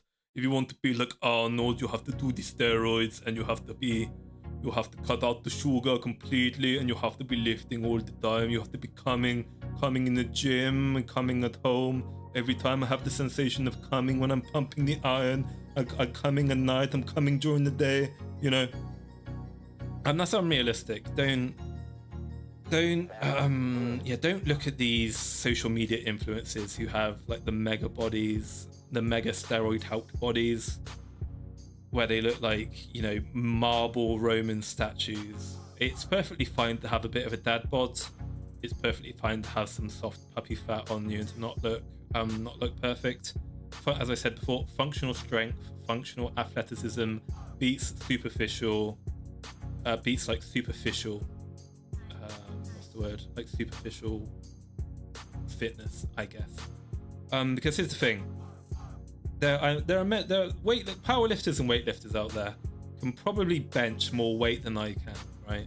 But I guarantee you that I could still throw them around like a half-empty bag of cat foods, regardless, because combat sports teaches you proper functional technique and strength.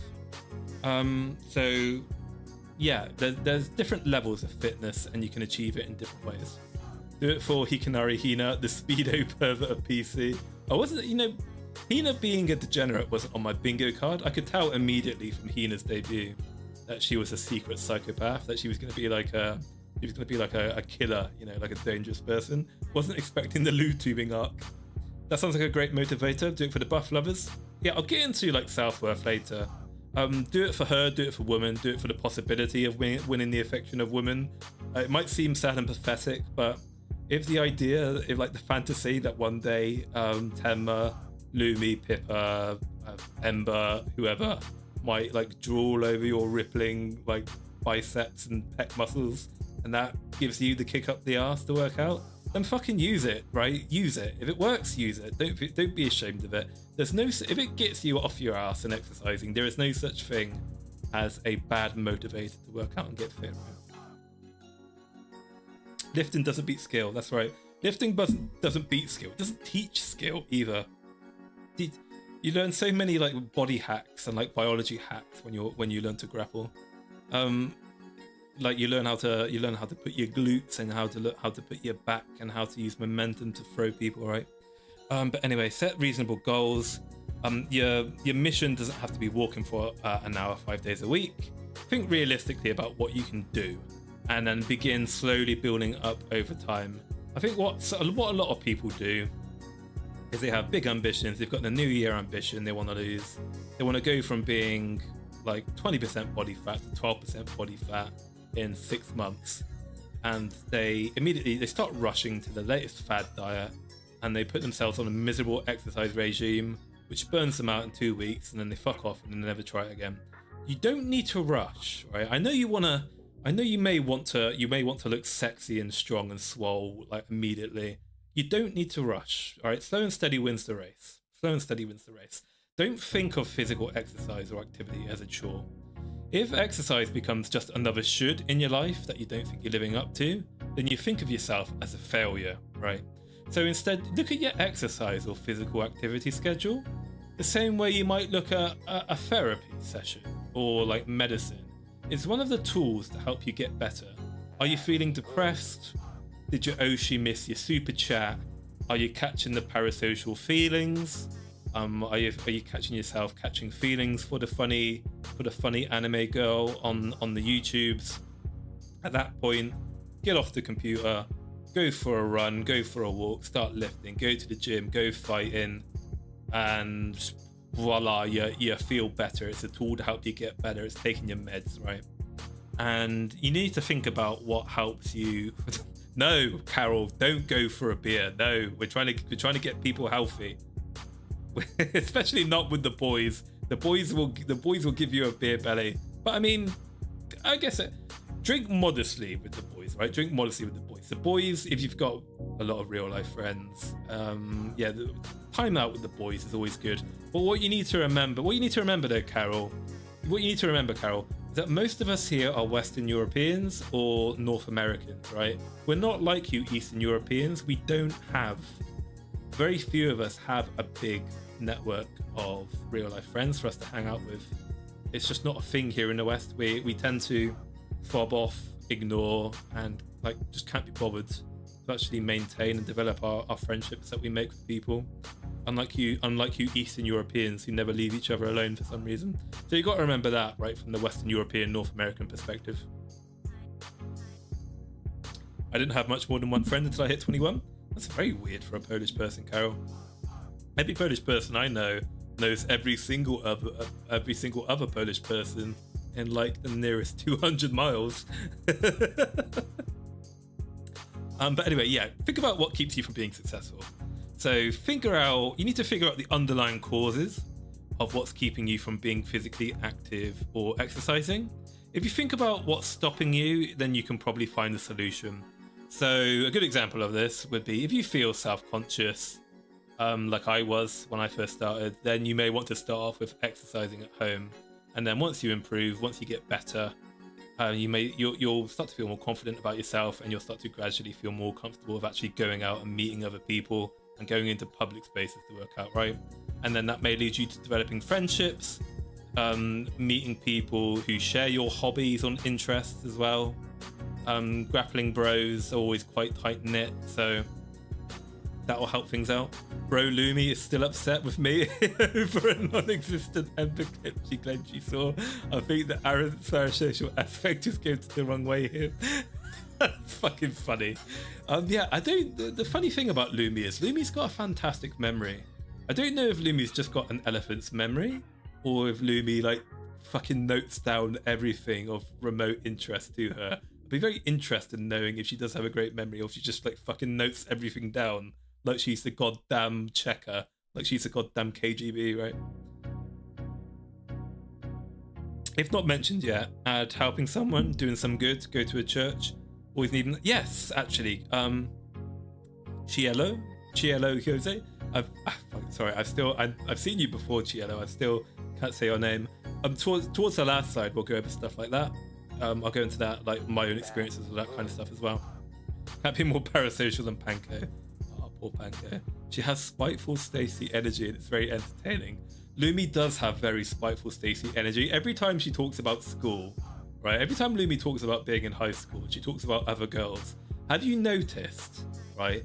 Have you noticed every time Lumi talks about other girls at high school, she immediately starts with, I was prettier than her anyway, before she gets onto a point, right?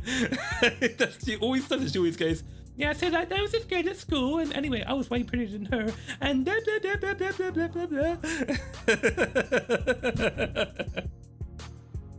Didn't Lumi write up her chatters on post-it notes on the board?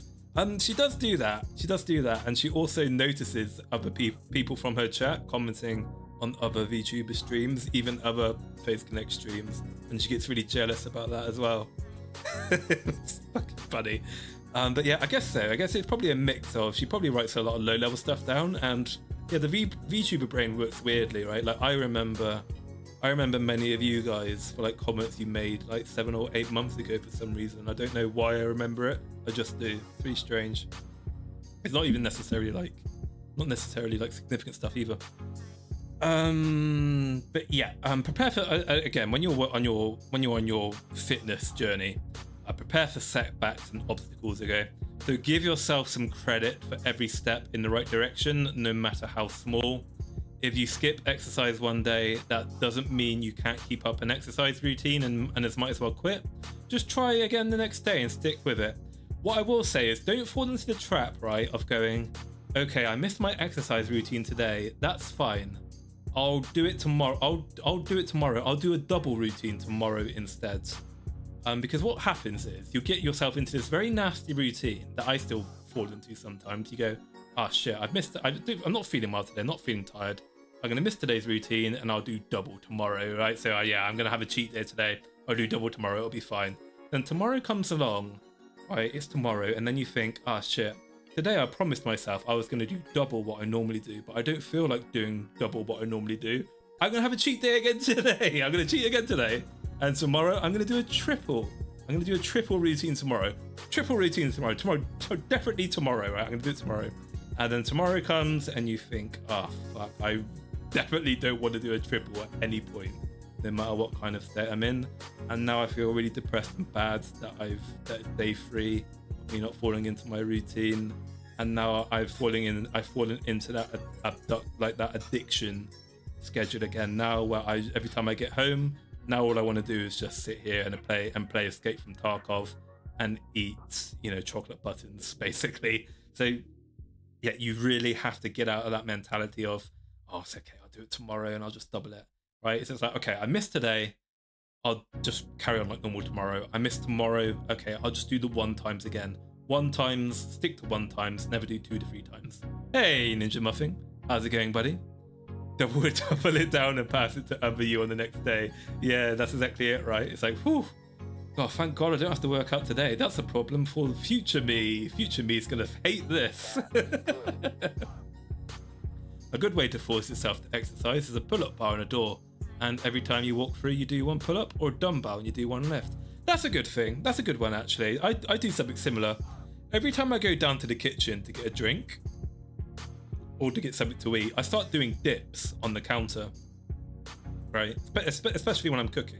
If I'm cooking something and I'm waiting to cook, I just start doing dips on the counter, right? And then I start doing that for about 2-3 minutes, and that's obviously really helps my muscles, help my back muscles. It's a good workout. It's a good workout. Takes me a long while to get myself worked up in exercise, so I end up not having as much time to do as much as I want, but I still get an hour in. That's exactly it, right? As long as you just get like 10 minutes in of some form of exercise, it's always better than nothing. It's when you do nothing and you do nothing for a long period of time, you do nothing consistently, that's when you lose, right? Even if you just stick to 10 minutes, you've always got that niggling feeling, that muscle memory of being like, oh, I should be doing more. I should be doing more, and that's the key. You can't get used to being slovenly and lethargic. So as long as you can just do 10 minutes, that's fine. It's much easier to get back on the saddle because you've still got 1 foot in the reins. Well, not 1 foot in the reins, but 1 hand on the reins, I should say. So if you are going to start engaging in a exercise routine, you're going to start doing combat sports, maybe for the first time, you're quite fat and out of weight, you're quite fat and out of shape. I think it's always worth checking with your health professional to see if you've got any kind of underlying heart problems. Maybe maybe not so easy for Americans given how much a consultation costs you guys. But yeah, check first to make sure that your heart can actually deal with any form of serious, physical extremity. Check with your doctor or healthcare professional. Talk about what you're going to be doing, how much exercise and the intensity level. Just check it's going to be okay for you. And then your healthcare professional can consider any medications you might take and your health condition. For example, you might have a heart murmur or underlying heart conditions. The last thing you want to do, right, is decide today's the day. I'm going to start working out a lot. I'm going to start lifting, and then you die of a heart attack like a couple years later. It does happen. A lot of seemingly very fit and healthy people just suddenly keel over and die in their early to mid 30s because they never bothered to get themselves checked. They had underlying heart conditions, and that strenuous lifting was actually not doing them any favors whatsoever. That's my problem right now, is heart issues. Yeah, unfortunately it is Pascal Saucer, but your heart issues may not necessarily be a barrier to you working out or doing some kind of sport. That's exactly why you should, I guess, ask the healthcare professional some kind of say like, hey, here's what I'm interested in, here's what I want to do. Do you think this would be a problem given my current condition? I think what might give you motivation is to keep in mind each day you do anything, you already do 100% more than you usually do anyway. That couch shape running away. That's a good point as well. As I'll get into a little bit later, I'm quite an egotistical and I'm quite a competitive person. So one thing that really helps me motivate to like get on and exercise, do combat sports and that kind of thing, is I enjoy the feeling. And I'll talk about this in more detail later, but to go over this, I enjoy the feeling of being stronger, or like potentially being stronger, faster, more athletic, being in a better physical shape than my fellow man. And don't go into this tangent now, Maulington. You've got a slide on this later. Don't go into this tangent now. I'll explain myself later. Basically, what I'm going to do is I'm going to explain to you guys how how you can get negative emotions, negative, I guess, character traits to do positive, honest work. Because I think that's a big thing as well. But yeah, if you are going to start working out, yeah, probably best to check to see if you've got any heart conditions first, so you don't die of a heart attack at far too young an age. Bless you. Yeah, I think I'm going to check before I get back into lifting. Yeah, I think that's, given your history, basketball, so I think that'd probably be the smart thing to do. So, yeah, we're going to kind of get into masculinity, and that, I need to remind myself. I made the fucking slideshow. What is it? That's the end of the slide. It's the last slide. Yeah, cool. So, last slide.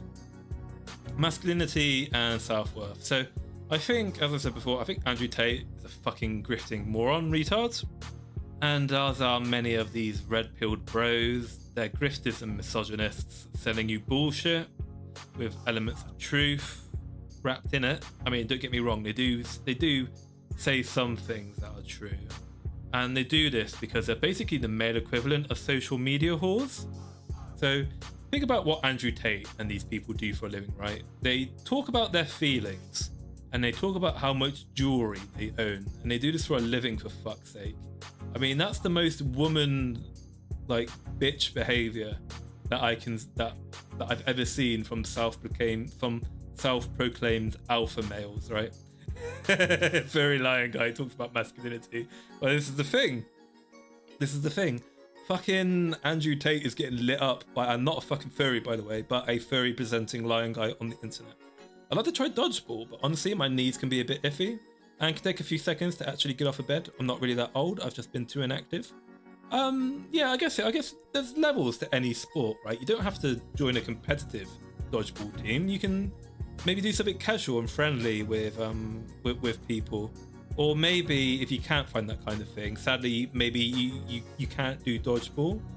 But there might be other sports you're interested in that will be more realistic for your knee problem, right? That's the thing. Don't get into that mindset of just because the thing you want to do most is impossible. There might be other things that you're interested in and that might have to do. You have to lift, but you don't have to lift weights. There are a ton of body weight exercises that will make you stronger. Never go full cardio. Well said, Von Cobra.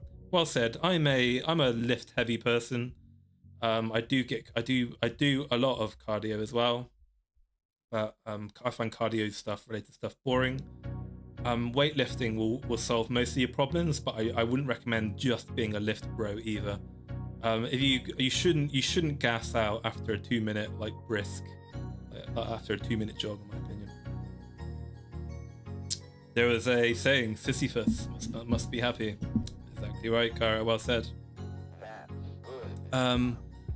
Anyway, masculinity and self-worth. What I will say, by the way, about the red pill brain rot and like the manosphere that's kind of creeping up these days is, look, I understand why people get really attracted to Andrew Tate and these other kinds of influence. There's very few other high-profile celebrities who respect, or they don't really respect. They pretend to care, right? They pretend to care about men's issues. But here's the thing to remember about the Tates and the red pill bros. Women, you need to remember this. Women do not respect the red pill Chad. Okay, let me say this again to you. Okay, this is honestly God. This is basically all women. Okay, all women do not respect the red pill Chad, even though they may be gladly getting railed every night by the red pill Chads. They don't respect the red pill Chad, okay? You may get sex if you become an Andrew Tate-like person, but you will not find a meaningful relationship with a partner that will help soothe the soul, which is probably the issue that is leading to your depression and loneliness in the first place. It's cardio kills muscle, but it's need to. Counterculture. Always been attractive. You don't need to be speaking red pill to women. Come on. Yeah, it's quite cringe. But I mean, it can work. It can get you sex. But so I think one thing that might help you, I guess, kind of get over depression, addiction, loneliness, and just a general feeling of not having any self-confidence in yourself is to have a goal to achieve, right? So it's about introspection, particularly around what you might consider to be the idyllic man. And everyone has their own concept of what the idyllic man is. There's no correct answer. And the idyllic man is basically the best possible version of yourself. So we're going to take a look at some of the philosophers' ideals on what the idyllic man is. So we're going to take a look at Plato, sorry, I should say. I don't really know how to say Plato's name properly. Plato, whatever.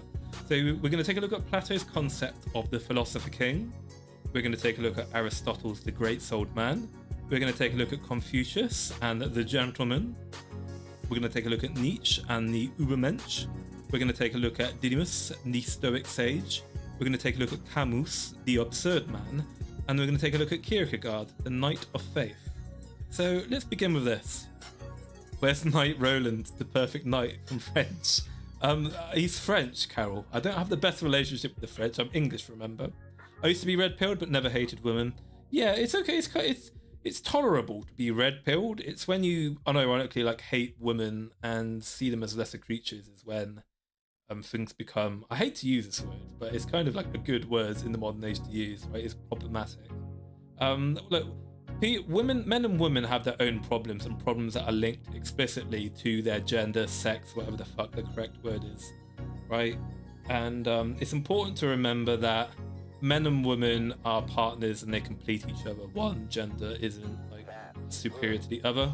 We all contribute to society and we contribute to the body politic in different ways. Yeah, we've got balls for one thing. The problem in its own. Carol, that will get me arrested in the UK. That will get me arrested in the UK, Carol. That's transphobic, right? A woman can have balls, a woman can have a penis. I just want to be a knight and swing my sword around. Hell yeah, I do as well. We may not... I'd be happy to not have the license to own firearms in the UK, but I want a license to carry a fucking sword or like a spear around or like a crossbow.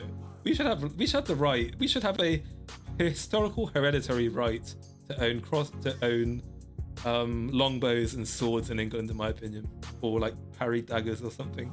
I guess ye old kitchen knife is the closest thing to a parry dagger these days. We use a lot of parry daggers in England on each other these days.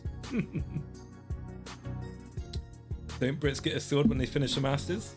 Not that I know of. I never got a sword for finishing a Masters. Fucking hell, I want a sword. I want my sword if I am. Astolfo is the best. Very nice fella. I don't understand why people go fucking mental over Astolfo or femboys in general. Don't take this the wrong way, right? I respect the genre. I respect the culture. I respect the different kinds. But yeah, femboys, particularly like lewd femboys, gross me out a little bit. Obviously, as I'm heterosexual, I don't want to see, effeminate guys in the programmer socks talking about sucking dick and getting fucked in the ass. Right? It's like, ugh, gross. Please no, please don't. No, officer, this is not a knife, it's my party dagger. I won't save you, unfortunately, Ninja Muffin. So, let's go over the concept of the philosopher king. Maybe this is the kind of person that some of you guys might aspire to be like. So, Plato, the renowned ancient Greek philosopher, proposed an ideal man known as the philosopher king. So in his seminal work, The Republic, Plato aimed to define justice and outline the structure of a model society. So in Plato's vision, society would be composed of three groups that corresponded to what he believed were the three parts of the soul: the producers, workers who represented the base desires, the auxiliaries, the soldiers who represented thumos, or spiritedness, and the Guardians, the warrior leaders who represented reason. So the Philosopher King would be chosen from the Guardian class after a long and rigorous education and testing process, which Plato likened to refining gold. So during their formative years, the Guardians would cultivate the physical and mental faculties necessary for their future roles, beginning with a focus on gymnastics and music. And then as they matured, they would delve into the study of war, politics, Socratic dialogue, and the forms, the abstract and the eternal concepts that underpin reality. Once they reached the age of 35, a test would determine the most qualified candidates for leadership positions within the city. Service in these leadership roles acted as another test to identify potential Philosopher Kings. The Guardians who excelled in these roles would be selected to be Philosopher Kings at around 50. So, oh my fucking hell. Jesus Christ. Thank you very much for the membership, Von Cobra. And thank you for the is that fucking 15 gifted memberships. Thank you very much, my friend. That's very generous of you. Oh my god, I'm about to pass out from shock. Fucking hell. That's very, very kind for you. Thank you very much. Thank you very much, Von Cobra. Everybody, that's basically the entire chat's been gifted a membership. So yeah, everybody, please make sure to thank Von. Fucking hell. Thank you very much, Von Cobra. That's very kind of you, my friend. Yeah, I really appreciate that. Thank you. Donations and memberships are always very much appreciated, guys, but never feel compelled to give me that stuff. I do this for fun, and I do this because I enjoy it. I don't expect any money or recognition or clout from my little content creation journey. This is just me being a little nerd and enjoying my stuff. But thank you very much again, Von Cobra. That's very kind of you. I really appreciate it. Thank you very much. I reinvest most of this money back into the stream anyway. I can't wait until I debut 2.0. But where was I? But anyway, yes. So the Philosopher King's extensive education would equip him not only with the skills of governance, but a deep understanding of eternal ideals, particularly the form of good. This knowledge would enable him to lead with wisdom and justice and make decisions that benefited. You're the only male VTuber I watch. History and philosophy, no question that I'm in. Hell yeah. I'm glad to see so many philosophy and history enthusiasts as well in the chat. I love history and philosophy. Philosophy, I was never particularly a big fan of philosophy when I was younger. As I'm getting older, I'm really into it. I've always been a big history fan though. Been the lifelong history of students since I was like 4. But anyway, the point is with the Philosopher King, the concept of a Philosopher King is it's about being a leader. It's about being a leader of your fellow man. It's about being incredibly talented physically as well as mentally as well. It's about being an elite. It's about being an elite educated person. It's about being the best physical person you can be. And it's about being an inspirational role model so that you can eventually go on to lead and be the guiding hand for your people. So, like the average politician these days is very much not the Philosopher King. But one thing that may motivate you to getting off your ass and exercising, applying yourself in work and in education would be this concept of the Philosopher King, the ideal of like being a very well-educated, very physically capable man who can act as a leader, who can guide your people to prosperity. Maybe you want to get into politics, maybe you want to get into government, or maybe you want to be some kind of community leader, be some kind of like inspirational source of knowledge. Then the Philosopher King might be the kind of archetype that really speaks to you, and those concepts that make up the Philosopher King may be ideals for you to strive towards, and they may that may guide you into being something that you want to be.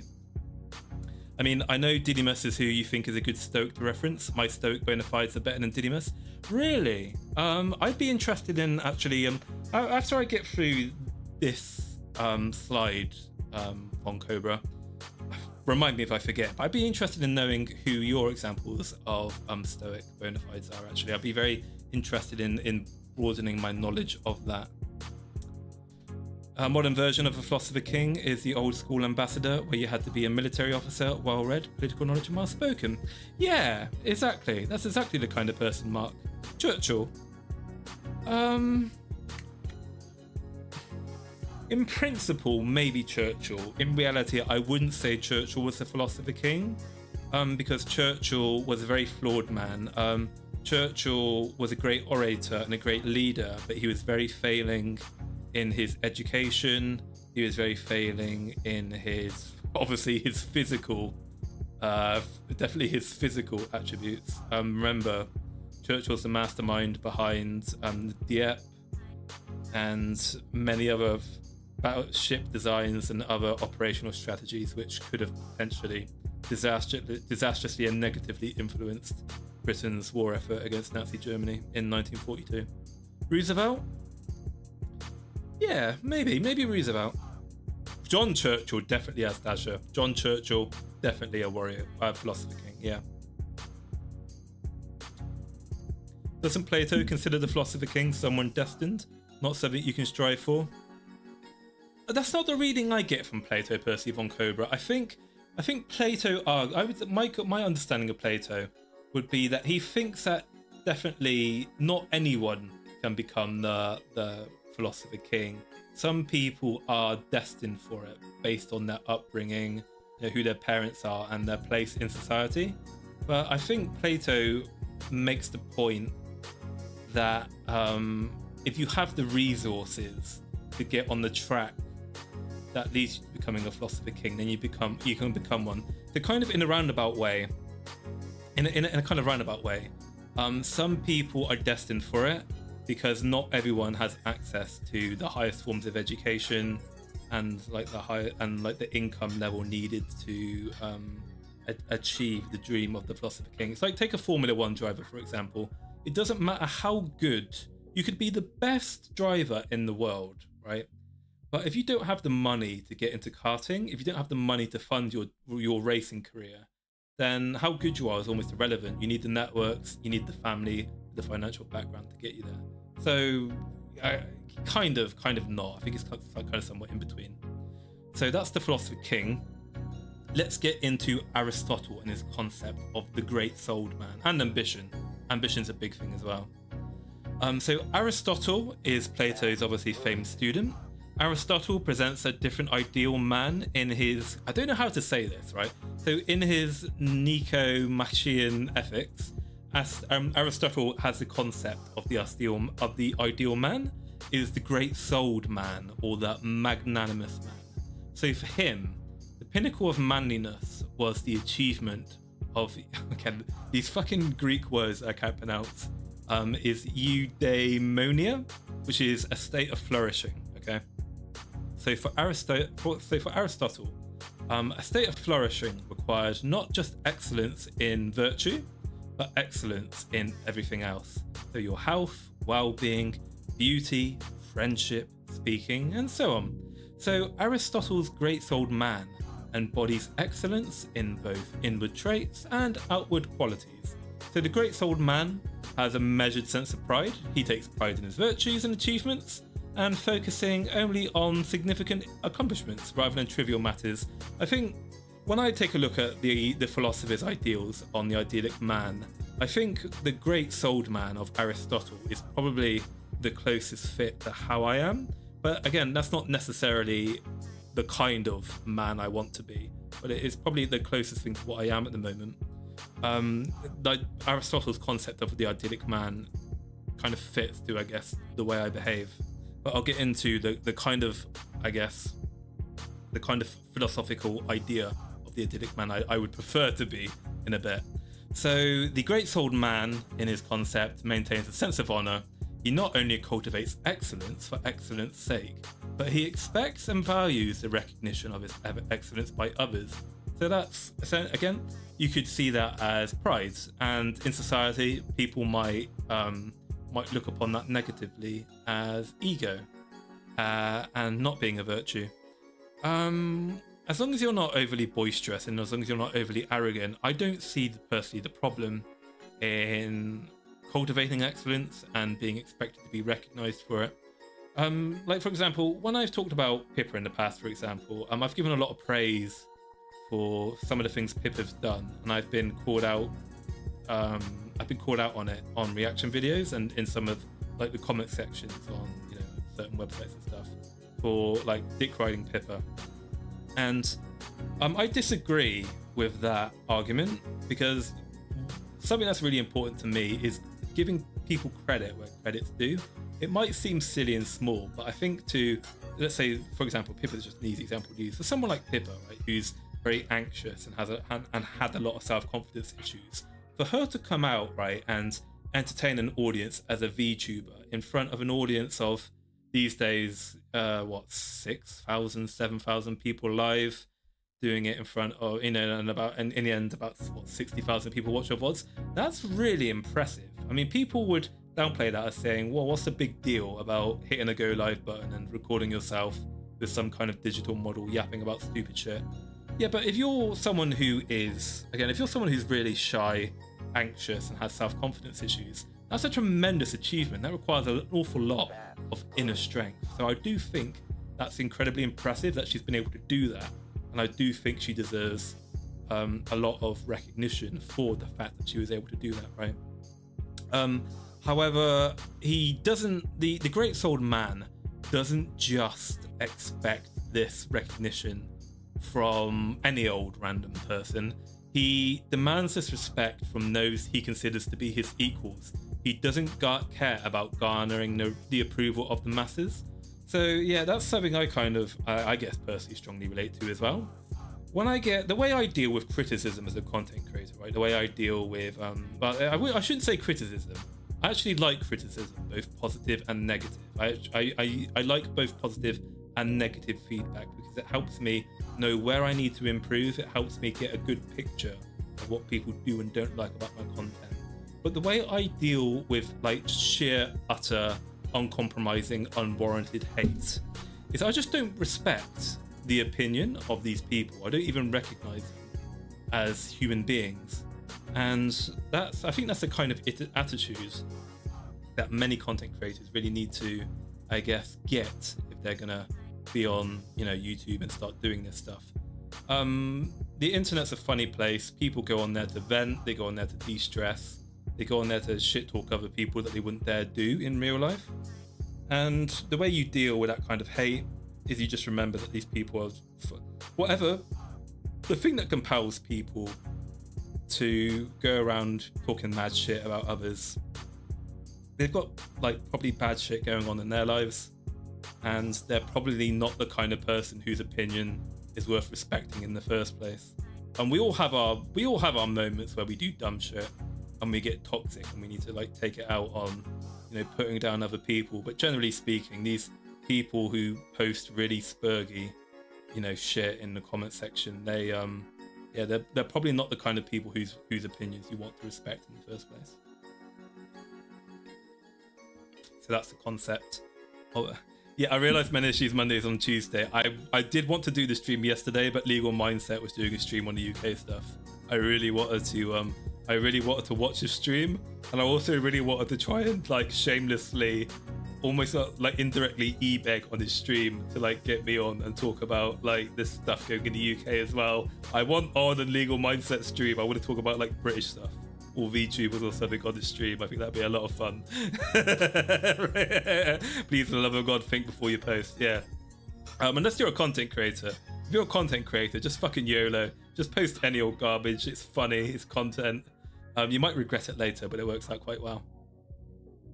Anyway, Aristotle's ideal man exhibits a type of courage that Ernest Hemingway called grace under pressure and remains calm and dignified in the face of setbacks.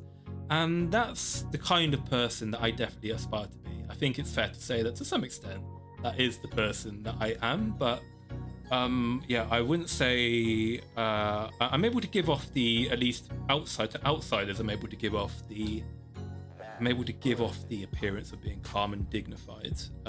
I genuinely am at work, right? I'm not as a VTuber. As a VTuber, I'm fucking schizo and weird, right? But yeah, so the reason why these concepts, by the way, of like idyllic men kind of help deal with depression and addiction is because it gives you something to aspire to be like, and it helps you kind of like it helps you think about the things you need to do to get there.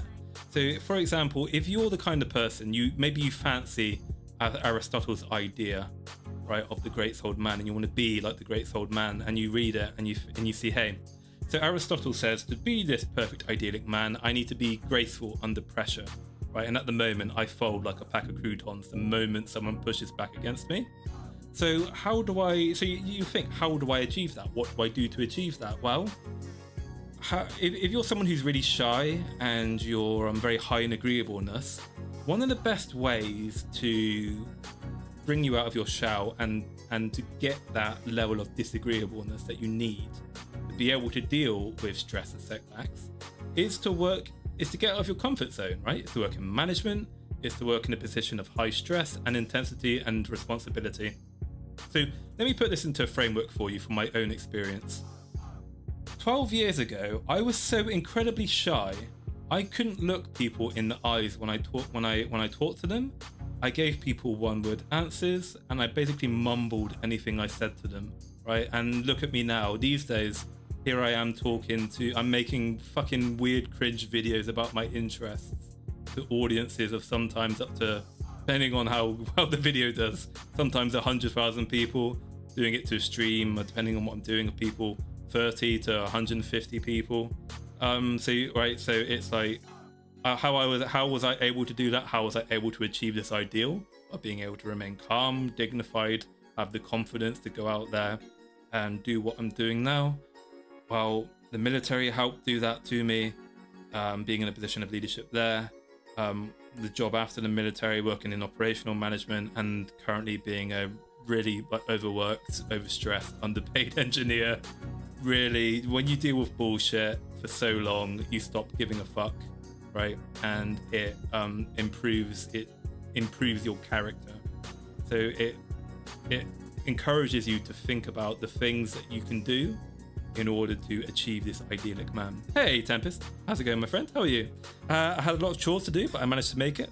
Have you covered Kipling's poem yet, Maulington? We're going to cover some of Kipling's poems in another stream, actually, Tempest. I quite like Mr. Rudyard Kipling's poems, particularly My Boy Jack and the anti-war message in that. I think a lot of people need to be reminded of these days when they start chanting for like civil wars and civil conflict, right? So moving on, so basically, right, to summarize Aristotle's ideal, the great souled man, according to Aristotle, is basically, he's a virtuous aristocrat, right? He's a virtuous aristocrat. Actually, hang on. I think I saw some comments there about the legal mindset e-begging I was doing. Get on that grind, man. Hell yeah. Aristotle's great souled man is an origin point. It's a little vague. Ubermensch and Stoicism are two attempts to define it more clearly. That's true. That is kind of true, Von Krober. Yeah, this is the wonderful thing about philosophy, right? Is that you can take so many different things away from it, and it kind of inspires you to think yourself. It's not a point. It's not like they have the answers and that you should just mindlessly copy what they're saying. It's open up to interpretation, and maybe you can disagree and interpret different things from it. Collab when? Hey, Sadistic Overlords. I don't know, Sadistic. I don't want to. God, I feel really dirty, right, about sliding into a big content creator's DMs and being like, hey man, you wanna like collab? You wanna like collab? Please collab with me. You know, because it's like, it's really fucking, it's just dirty, right? It's using another bigger content creator to boost my own profile. I feel bad about doing that kind of thing, but I do want to collab with Legal Mindset there, because there's some really like fun stuff that he talks about, and I want to talk about it with him, particularly as he likes Phase Connect. I like to talk about Phase Connect with Legal Mindset or British politics or something. I like to talk about British politics with Kirsche as well. I really like to talk about politics with Kirsche. Why people call me Your Majesty when I tell them to do something? Yeah, exactly, Tasha. But that's the thing. If people are calling you, even if they're obviously doing it sarcastically and jokingly when they call you Your Majesty when you tell them to do things. But that does show an underlying level of like respect they have for you, right? So they clearly do have some respect for you and your authority. So to some extent, you probably do come across as the virtuous aristocrat to some of your work colleagues. But you two would go so well together? I think, yeah, respect, basically, yeah. But you two would go so well together? I think we'd go well together, actually. I think me and Legal Mindset would be fun. Yeah, respect, Carol, respect. When you want to motivate employees to do something, you either do it through fear or you do it through respect. Respect is preferable. But people can respect you but also hate you at the same time. When you're in a management position, being liked is optional at the end of the day.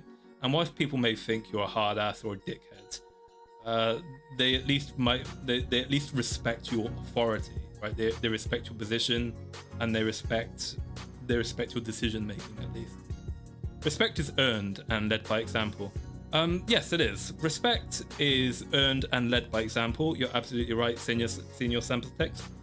But ultimately, you can force people into compliance, right, through the threat of taking the job away, or you can force compliance through terrifying them, basically, right? I know more than a few people, unfortunately, who I've tried to motivate through the proper channels, and the only thing they respond to is the threat that I'll put them on a disciplinary if they don't do what I fucking tell them to do, because at the end of the day, I'm the boss and what I say goes, right? If I called my boss Majesty, he would take it as an insult. Depends on the person. Some people are very casual and laid back in their management style and the way people talk to them. Some people are very formal. It depends. No way you ask someone to do something and they call you Majesty out of respect. It's not the literal word of majesty. It's sarcastic, right? They are taking the piss. But the way it's a cultural thing, Carol. The way it works in British culture is that they're taking the piss, right? So they're not treating you with the utmost serious respect. But in order for them to say such a thing in the first place is in itself indicative of respect at the same time, if that makes sense. I mean, you can motivate through reward, but that never ends well. I wouldn't say it never ends well. It doesn't always end well. In the army, right? This was explained to me. There's two ways you can motivate a recruit, right? There's two ways you can motivate an enlisted man. It's like a donkey. It's like giving a donkey. It's like a carrot and a stick with a donkey. You can eat. Some people are donkeys, right? Some donkeys can only be motivated by giving them a nice carrot, right? You say, "Come here, donkey. I'm going to give you a nice carrot. I'm going to give you a stroke." And some people can only be motivated by positive reinforcement, by encouragement, right? Basically. And there are some people who can only be motivated by threatening to beat them to fucking death with the stick, right? That's how some people are. And most people are somewhat in between. Most of the time, you get people who most of the time give them a nice pat on the back, give them a carrot, and they'll perform. And then every now and again, you might need to give them a crack with the stick to get them back onto things. And then there are some people who are just fucking obnoxious, who you need to constantly beat with the stick, but you need to make sure to every now and again give them a carrot so that they do understand that they are being a good boy sometimes and that they're improving. So hang on a minute. Did I go over Confucius? I didn't go over Confucius, did I? I'm raising boys so these streams are helpful. I hope you find something of value to these streams, Carol. Sorry, not Carol. Sorry, Tempest. I think what I'd advise to you as a mother, Tempest, is that you need to remember, right? As much as you may love your little boys and you don't want any harm to come to them, boys like challenging one another. They like fighting and competing with other boys, and they need to sometimes they need to learn stuff on their own. They need to figure it out for themselves. When you helicopter parent them, when you try to protect them, you might protect them from harm in the short term, but you really stunt their development and growth in the long term, and you make them basically prey for other guys, for other young boys whose parents do let them learn how to play aggressively and exploit other boys, right? You need to remember this. You may be protecting your boys from other kids in the playground, from bullying them, but what are you going to do, right, when your kid becomes an old man, when your kid becomes of age, he's 21 or whatever, goes to his first job, and he's meek, soft, can't stick up for himself because he's used to his mum always getting involved in trying to protect him. And let's say he wants to work in business, for example, but he doesn't have the self-confidence He doesn't have the charisma. He doesn't have the speaking ability to, aggressively pursue sales. You may have done him a service on the playground, but you've done him a massive disservice long term, right? Mutual respect isn't what I meant by reward. I meant material rewards. They will cause pleasure, adaptation, and also I see what you mean, Von Cobra. Yes, that's a very good point. You see this in the way the British public sector works. So basically, when you reward people with material rewards for meeting targets or achieving certain things, then what they tend to do, right, is they stop doing anything that isn't associated with what gives them that material rewards, and that can cause very serious problems. It can cause very serious problems in an organization, and it can cause very serious problems as well in like a person's characteristics. A lot of CEOs, people in very senior leadership positions, are complete and utter sociopaths who have absolutely no understanding, respect, or empathy for other people. And the reason why they're terrible leaders and managers, but the reason, and they can basically only motivate highly functional talent to remain in their companies through just eye-watering amounts of cash, right? Like Bill Gates and Steve Jobs were notoriously massive fucking cunts to work for, and made the people working under them really like depressed, stressed, and on edge. But the reason why the people under them put up with their shit wasn't because these two men were great leaders. They did it because the paycheck was worth the stress, right? So yeah, and the problem is that when you're incentivized, for example, purely by money in the way you go about things, you lose sight of stuff like, for example, leadership, good management, how to foster a good working environment and culture.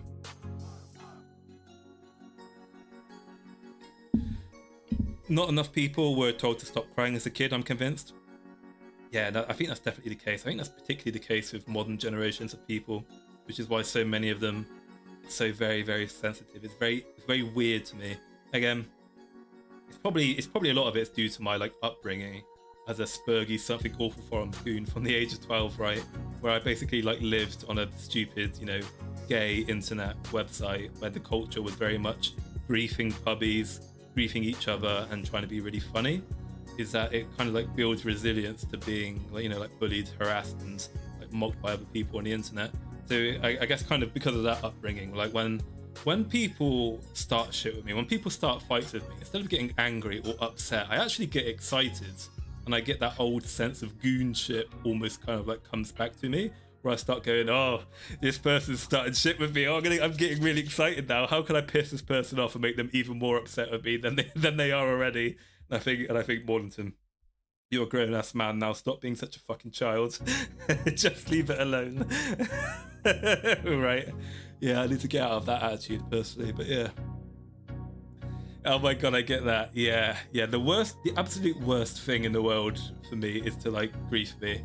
Because when you grief me, all it does is it just makes you want to grief you back and piss you off more. So yeah, I'm not going to obviously tell you how to genuinely upset me, but trying to piss me off is the worst way you could probably go about it. Because all that will happen is I'll just annoy you. I'll annoy you so much. You'll be the one blocking me by the end of the day, right?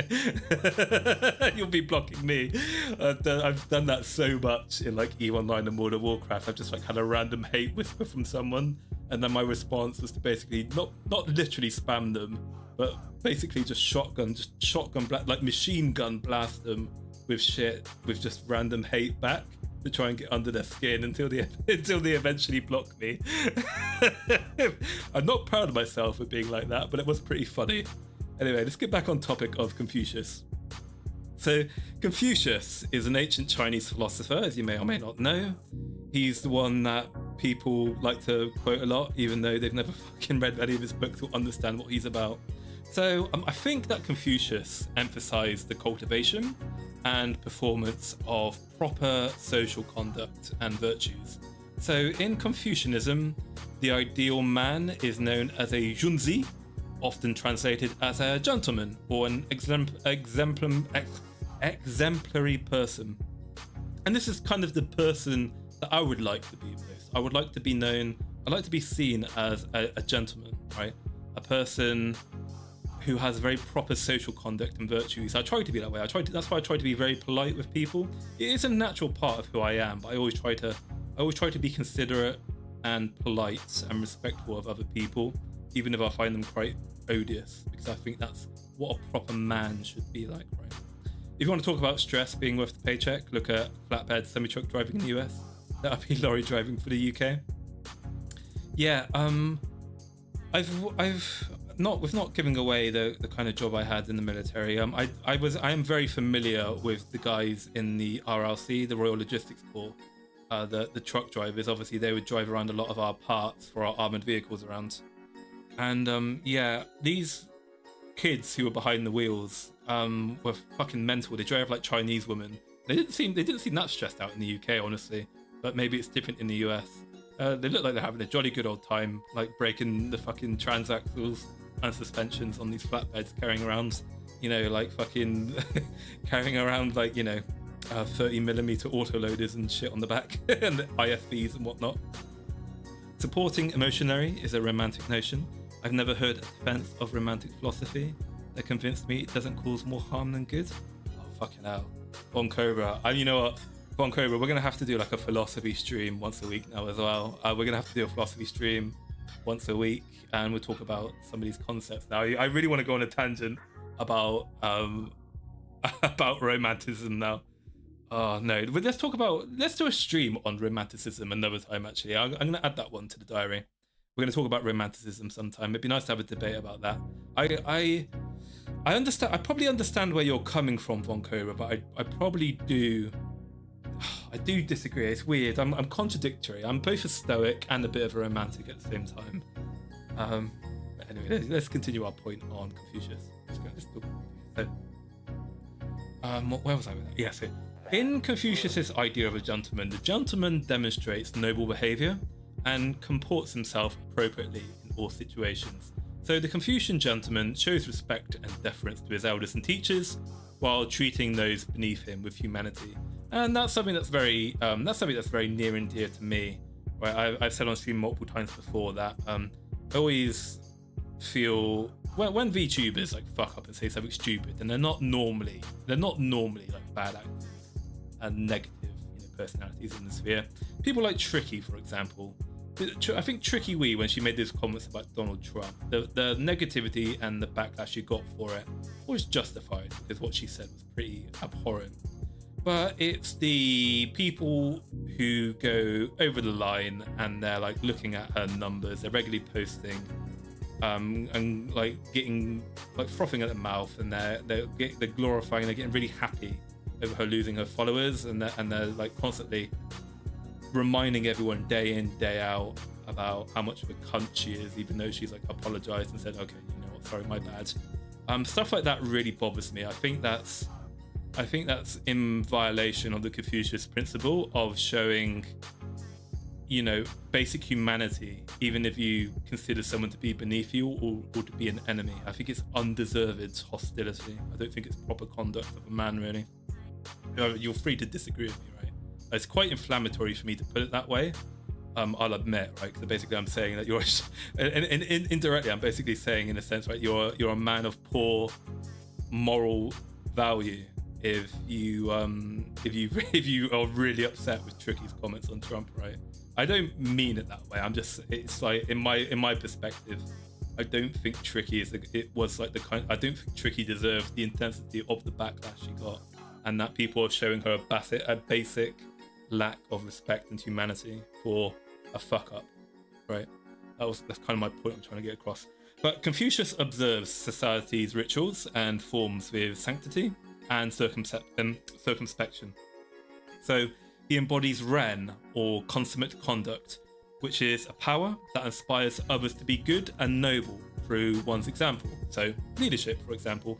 If you are a good and noble individual, then hopefully that will you'll be able to influence others through your example. I think legal mindset is, in a sense, an example of someone who is and Kershaw as well. Actually, Kershaw would be a good example I wouldn't necessarily say that they're good and noble as such, but they're both very moral and principled people. I think the two of them are quite fair, and through their fairness, most of the time, Kershaw can sometimes, I think, be a bit overly mean towards people, but I think through their example of outstanding moral character, they influence, I think, some of these more negative, hate-filled people into following from their example. It's like Saladin. It's like Salahuddin said, right? When he, oh fucking hell, oh, this is embarrassing. I've forgotten his name. You know when Salahuddin captured Renaud de Chatillon and the heir to Baldwin's throne in Jerusalem? When Salahuddin captured them, invited them both to his tent, he said to what's his name? The Baldwin's heir guy. He said, a king does not kill a king. Were you not close enough to a good king to learn from his example? That sort of thing, right? Be the change you want to be and set a good example for other people. That's the ideal of Confucius's Zhongzi. So the Zhongzi's actions uplift and ennoble others, encouraging them to do their own part to maintain social harmony. And the way you can frame this into, again, depression and addiction is that if you're someone who's chronically addicted to, let's say, porn, eating terribly, you're just like a worthless fucking individual, you may think to yourself, you know what, one day I'd like to be the kind of person who others look to as a source of inspiration. People like hang on my every word. They want to be, but people want to be me. They want to be someone like me. Then, you need to think about, again, what about you you'd like people to, I guess, kind of like imitate and aspire to be like yourself? Would you like people to, would you like to be like a source of intelligence, a source of knowledge on gardening, for example? Do you want to be a person who is very moral, very principled, very strong in your beliefs, a kind of spiritual or a social community leader? Again, what kind of person do you want to be, and what can you do to achieve that kind of thing, right? The one thing I hate about Confucianism is filial piety. Yeah, I can see why you think that way, Tempest. It's like none of these philosophers. I mean, to be fair, this was said. These guys are very old, right? A lot of their works were written a very long time ago. The modern man, and I mean include women in that, have changed a lot from their times. We've mostly remained the same. We've changed in other aspects. Some of the stuff that they said rings true now more than ever. Some of the stuff they said over time is probably a bit, like utopian, fanciful gobbledygook. Salahuddin was betrayed by his personal guard, though, people he believed were his friends.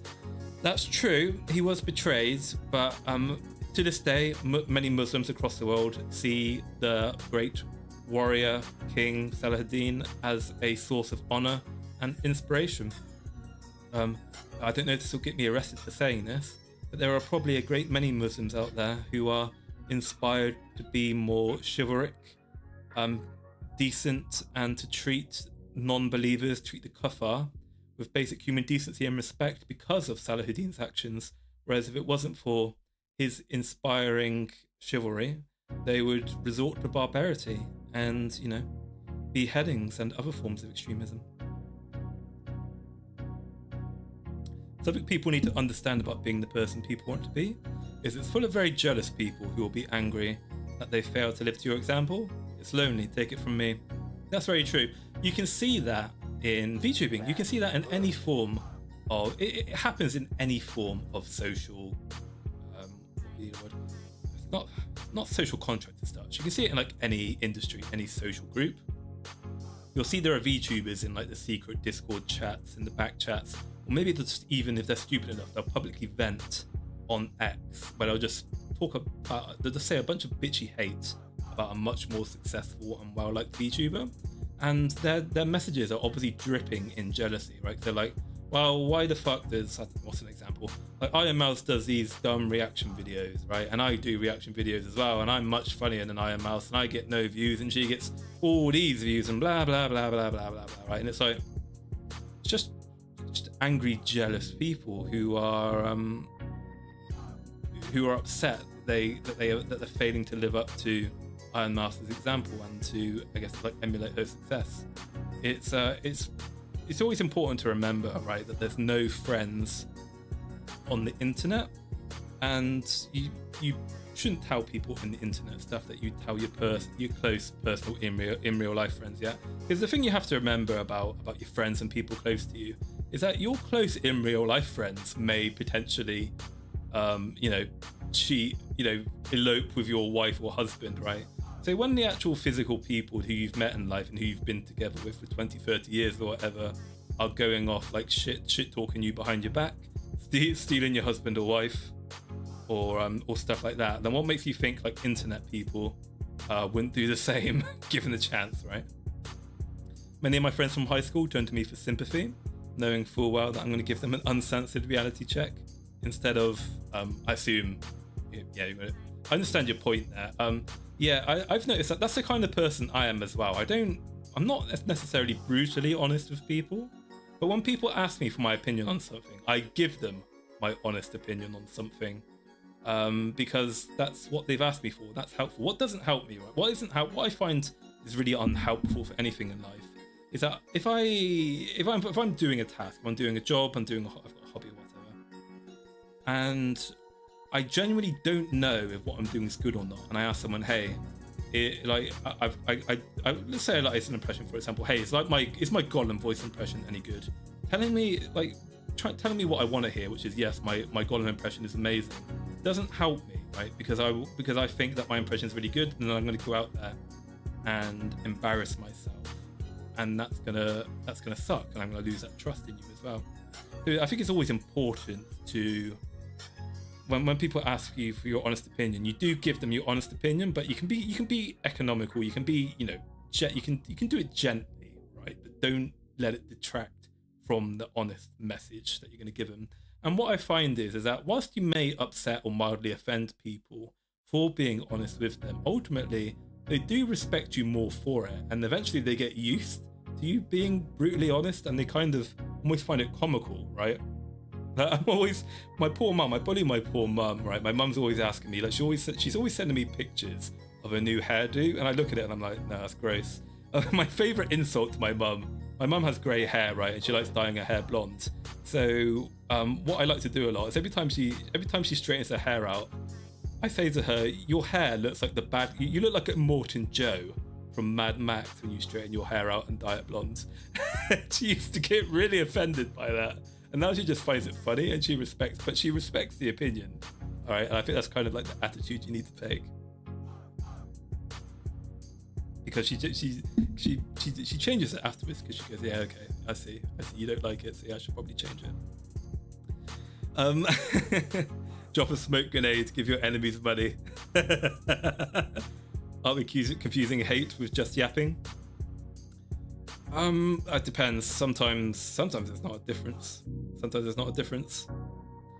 Where was I? Confucian. Yeah, so Confucianism. So unlike Aristotle's great old man, the Confucian gentleman adopts a humble orientation. He avoids excessive pride and recognizing its potential to disrupt social orders. So let's move on to Nietzsche. I don't know how you say that. I was almost fluent in German at one point, and now I don't remember hardly any German. Friedrich Nietzsche, a German existential philosopher of the 19th century, introduced his famous ideal man, the Übermensch, or the Superman. People like to throw the word Übermensch around a lot these days. In his work, Thus Spoke Zarathustra. So for Nietzsche, becoming an Übermensch is a spiritual goal or way of approaching life. The way of the Übermensch is filled with energy, strength, risk-taking, and struggle. He represents the drive to strive and live for something beyond oneself while remaining grounded in earthly life. So I think my interpretation is that there's no room for every other worldly longings in Nietzsche's ideals. So in a modern world where God is dead and meaning gone, the Übermensch creates its own meaning. Instead of feeling dread that life has no inherent purpose, the Übermensch finds the process of meaning creating joyful. He embraces the challenge of fashioning his own purpose with laughter.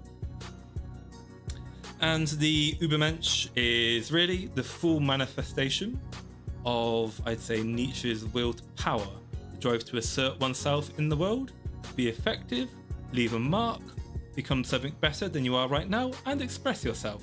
So, yeah, I love that quote, Carol, by the way. That's a bloody good quote. It's really funny. Yeah, people always get stuck on nihilism with Nietzsche, and they don't read him beyond that. That's absolutely right, Tempest. The main thing I pick away from Nietzsche isn't the nihilism. It's his concept of essentially what he's advocating for is the self-made man. It's about not sitting there feeling sorry for yourself and being a miserable fucking, expecting things to just happen to you. He very much encourages you to get out there, push yourself, get out of your comfort zone, be the best man you can be, right? So what's the motto of the US Army? Is it be all you can be, right? The British Army motto is be the best. I think the US Army one is be all you can be. What's the Marine Corps one? It's like the few, the proud, the Marines, or something like that, right? But that's the point, right? The military, particularly the infantry, have these really hardcore ethos about you being like a hardcore badass individualist man who gets out there and makes your mark in the world. And again, I think there's like Übermensch kind of ideals in why I became a VTuber and made these Phase Connect videos, right? Because I could just, I didn't have to make these videos. I didn't have to go out and be a VTuber myself. I could have just stuck with like talking about Phase Connect on, 4chan or the Discord, Reddit or Kiwi Farms or whatever. But I elected to actually go out there and make videos, content, memery on VTubing and other stuff, because I just felt the need to express myself and leave a mark, right? And I think I wasn't depressed when I started making content creation, but as I said before, I am a midlife crisis VTuber. I was going through a bit of a midlife crisis, so because I was going through a bit of a midlife crisis, I needed something in my life that was creative and not relating to exercise and sports. And that was VTubing for me. VTubing was able to feel that kind of itch I had, because I didn't have any creative endeavors currently going on in my life. Exercise, weightlifting, combat sports, but nothing artistic really. So VTubing is like it's the way I express myself in the principles of the Übermensch. So I want to make my mark, right? It's, I want to. A part of the reason as well is why I like making Phase Connect videos is in this sense, I kind of want to be known as the guy who knew that Phase Connect was gonna rise up and become a great, wonderful VTuber corporation years before anyone else did, like all the major VTuber commentators did, because it's gonna happen, right? In like a year or two's time, as Phase Connect becomes really, really big, and they become the focus of VTubing commentary and news. People are going to start acting like they're experts on Phase Connect, and but there's people like us, for example, a lot of us here in the chat, who knew from the beginning that Phase Connect was something special, and that they were going to make it, and they were going to rise to something fantastic, right? And yeah, for whatever reason, I just felt to some extent the kind of drive to go out there and make my mark and say, like, look, I'm not just some kind of frothing at the mouth fan. I think Phase Connect is special. They're going to be big one day, particularly my lovely Kamiyoshi Lumi, who I correctly predicted last year was going to be a megastar this year, right? Fucking called it way ahead of everyone else, and that makes me very happy. It makes me very happy when my speculations come true well in advance of everyone else, before everyone else latches onto it, right? This is the kind of thing that I kind of want to do a little bit. So I take pride in my speculations coming true, more so than retroactively looking and documenting and like documentary the rise of something, right? Rather than doing the rise of kind of content, I prefer to do this person is going to rise, right? I much prefer that. I much prefer doing that kind of content. I like uplifting the underdog who's yet to have their big moment that will rise them into stardom. I'm surprised Phase hasn't been cancelled.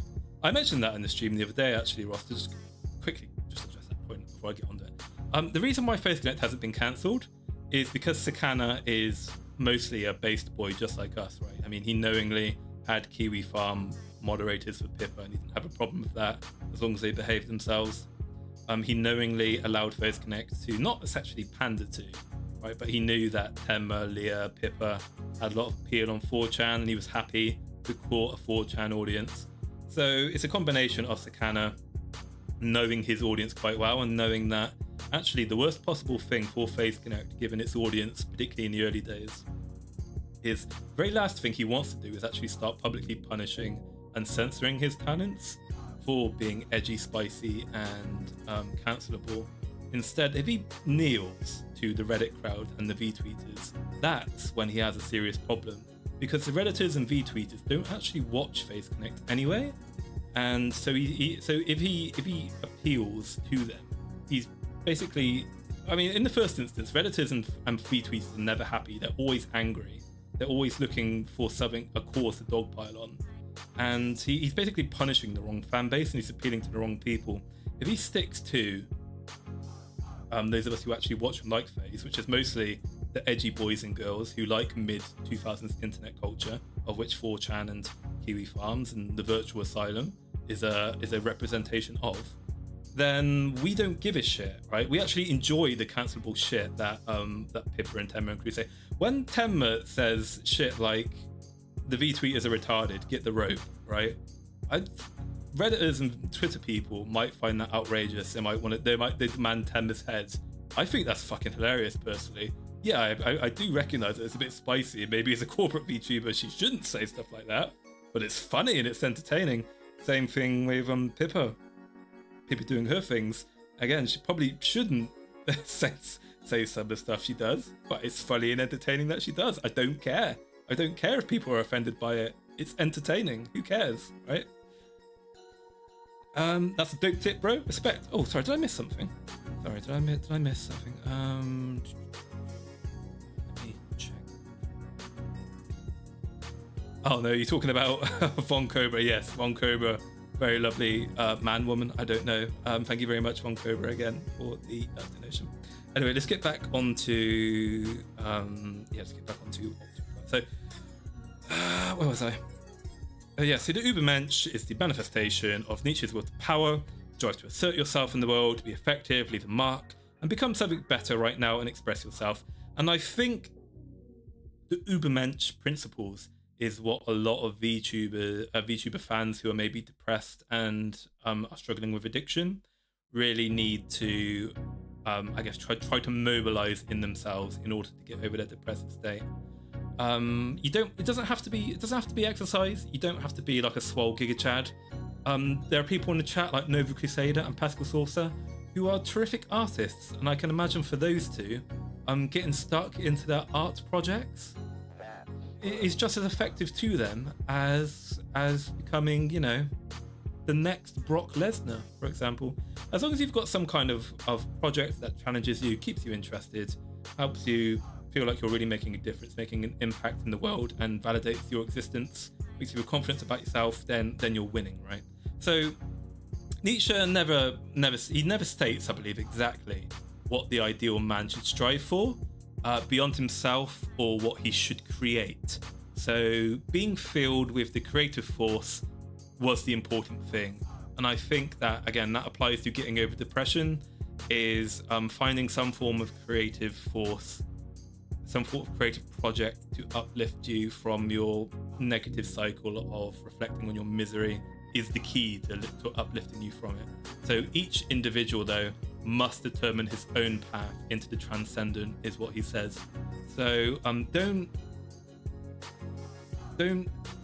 look at like YouTube videos and guides from people saying you need to be you need to be a software engineer, you need to do this, you need to do that to be successful. Make up your own mind, right? Be a free thinker. Make up your own mind. Consider what people are telling you and advising you, and then kind of like relating that to your own experiences as to how the world works, and then you should be good. Nietzsche really said, can't be depressed if you're too busy. Pretty much, and it works extremely well, honestly. It works extremely well. I'm currently in between girlfriends at the moment, as I like to say. Unfortunately, I haven't found a woman that I enjoy, that I can stand long enough to actually live together with them get married and raise a family with. I hope to find such a woman one day. But I find that when I'm currently in the state of being in between girlfriends, obviously I'm low-key not having particularly maybe the best time mentally, but I wouldn't consciously know that because I'm so busy making videos and like wrestling with big sweaty men. Right?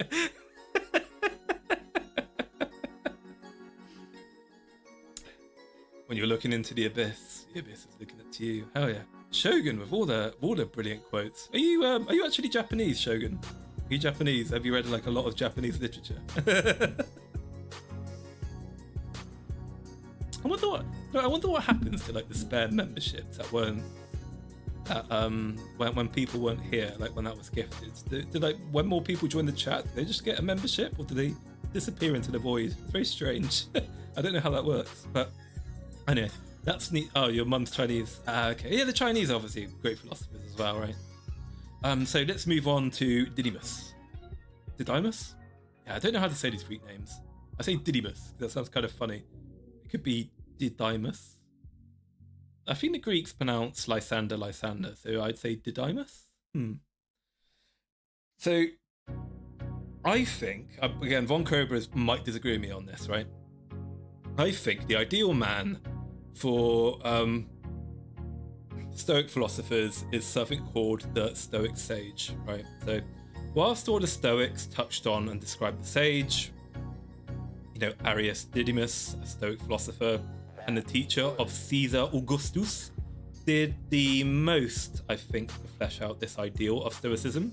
So his descriptions of the sage were quoted at length in the 5th century book by Johann Stobaeus that compiled extracts of the work of Greek and Roman philosophers of the time and before their time as well. So the Stoic sage represents the perfect embodiment of Stoic principles, which are characterized by the alignment of life with nature. So the sage's life is tranquil, it's guided by virtue, and it's free from disturbances caused by external circumstances. So he recognizes that external factors such as wealth or reputation are beyond his control and therefore they're not essential to happiness. Instead, the sage's happiness, I can't say this word, the eudaimonia, stems solely from the cultivation of virtue and the correct understanding of mental impressions. I don't know, does anyone have a different reading of Stoicism? Any different interpretation of Didymus? You're more of an Aurelian Stoic myself, Tempest. Okay, yeah, Aurelian Stoicism. That's pretty based as well. Aurelian, I think he's quite, I don't know. I think he seems quite underrated, Aurelian, honestly. I don't really see him spoken about all that much, both in a philosophical context and in a military context as well. People are always talking about the Augustusans. But yeah, I don't see much about Aurelian. Thank you for the type of man. For the type of man on the philosopher. We'll have to study it further on my own time. Yeah, no problem, Hobo in Mexico. If you find that interesting, yeah, I'm glad so. I find this stuff interesting. Yeah, philosophy. As I said, philosophy these days. Just I don't know. It's decided me becoming an old man. I just find this stuff interesting. I agree 100%. I'm a practicing Stoic. I just think that the Epictetus is a better source for a description of the saga of the sage. Yeah, my favorite Stoic is Seneca. Yeah, God, yeah. I learned about Seneca at university. I took one course on political philosophy, and my professor was quite big on Seneca. Actually, funny enough, despite Seneca being the one philosopher I actually learned about at university, I don't actually remember really all that much about their work. So I'll have to read up on Seneca again sometime. Maybe we can do a stream talking about Seneca's works. The first rule is to keep an untroubled spirit. The second is to look into things in the face and know them for what they are. Yes, that is perfect. And this is what, again, going into a tangent, this is what really genuinely despairs me about the state of modern political discourse, particularly like media and the football hooliganism that goes on between people of different like political ideologies. The media, Do I want to go into this tangent? I'll go into this tangent a little bit. It's not a really fully formulated opinion, so I might stutter a lot. But what the point is, right, is that the media these days constantly lies. They've been caught out on their lies numerous times. They lie, they gaslight, and you know, you've got the quote-unquote experts, the professors, particularly the leftist kinds, who tell you to basically ignore your lying eyes about shit. And it's not even a political thing. It's not. I'm a centrist, right? I'm not a right winger, so I'm not their natural enemy. I have a combination of both left wing and right wing views. Is the kind of centrist I am. But so then these people aren't my natural political enemy. But I don't trust these people, and I hold them in a lot of contempt and distrust, precisely because they keep trying to pull the wool over my eyes. They keep trying to tell me to ignore my lying eyes, but I can see them exactly for what they are and what they're trying to achieve, and it just genuinely does really. It's genuinely tragic that I don't. You know what? Let's not go on this tangent. We're turning into a curse stream. Maybe the stuff in the going on in the UK at the moment upsets me so much. I'm really tempted to do a stream on it. I'll save it for another stream, right? I'll save it for another stream where to talk about philosophy, not politics, although they're too often intertwined, right? Okay, where was he? Oh yeah, we were going to talk about Albus Canis. Good old, he's French. Blech. Good old Francis Camus, French existential philosopher, novelist, and playwright. So he's the important contribution to existential philosophy, and his idea was the famous idea of the absurd, which is literally me. I am literally absurd. So for Camus, the absurdity of life is created by the juxtaposition of two ideals. Number one, the universe is inherently meaningless and indifferent to human concerns, based, and humans have an innate drive to find meaning in life, based. True. Camus's ideal individual, the absurd man, confronts the absurdity of existence with defiance and lives authentically in the face of meaninglessness. He's able to acknowledge the existential emptiness of the world without succumbing to despair or nihilism. He embraces the void directly with passion and joy. He rejects the illusion of imposed order and, in fact, finds meaning in this very act of rebellion. He creates his own purpose and lives in the moment. Yeah, I think that's a big true. I'm very biased for thinking that's a big true. I think that describes me personally. I'm kind of like that. I'm kind of like that gothy, like emo kid in high school. I think life has no meaning. I think the value of life is worthless, and that there's no afterlife, and that things are pointless, dumb, and stupid. But even so, even though everything's a void, that doesn't mean I can't have fun and just shitpost and be some absurd, wacky weirdo, and just embrace life with passion and joy. There doesn't need to be some great meaning of life to me. I don't care what the meaning of life is. I'm just having fun. That's all I care about at the end of the day, right? As long as I'm having fun, having a good time, able to enjoy my passions, express myself, I'm having fun. That's all I care about. Carol, the reason that I hope you're having a respectful discussion whilst I'm reading this stuff out. I'm not actually checking chat. I don't have a moderator. Let's have a look. Parametric IQ chart, the person who only touches 200 IQ is Tesla. Followed up by a military strategist. Yeah, military strategists tend to be quite smart. There's a lot that goes into military strategy, right? It's a very, very complex discipline. Your college grad today is probably 120 to 160 IQ. Oh, I don't know about that one, Shogun. The average graduate these days is monumentally retarded, in my opinion. They're completely void of critical thinking skills and creativity. I don't know, but if you've got the statistics, if you've done the research, then okay, I guess. You think the reason why we should embrace stoicism is because our emotions evolved to flee tigers, and treating teeth like tigers hurts us. I like that, One Cobra. I like what you said there.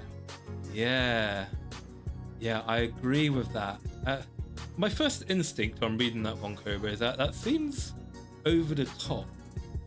But then I think what you're saying actually does bear very true, particularly for Gen Z and Gen Alpha. And I think the reason for that is because people who are millennials and older, we didn't have unlimited access to high-speed free internet and text messages and phones and shit, right? When I was a kid, I had that Nokia like nuclear bomb-proof phone thing that you could, you know, throw off a 50-foot building and it would be completely fine afterwards. You could get up and text your friends.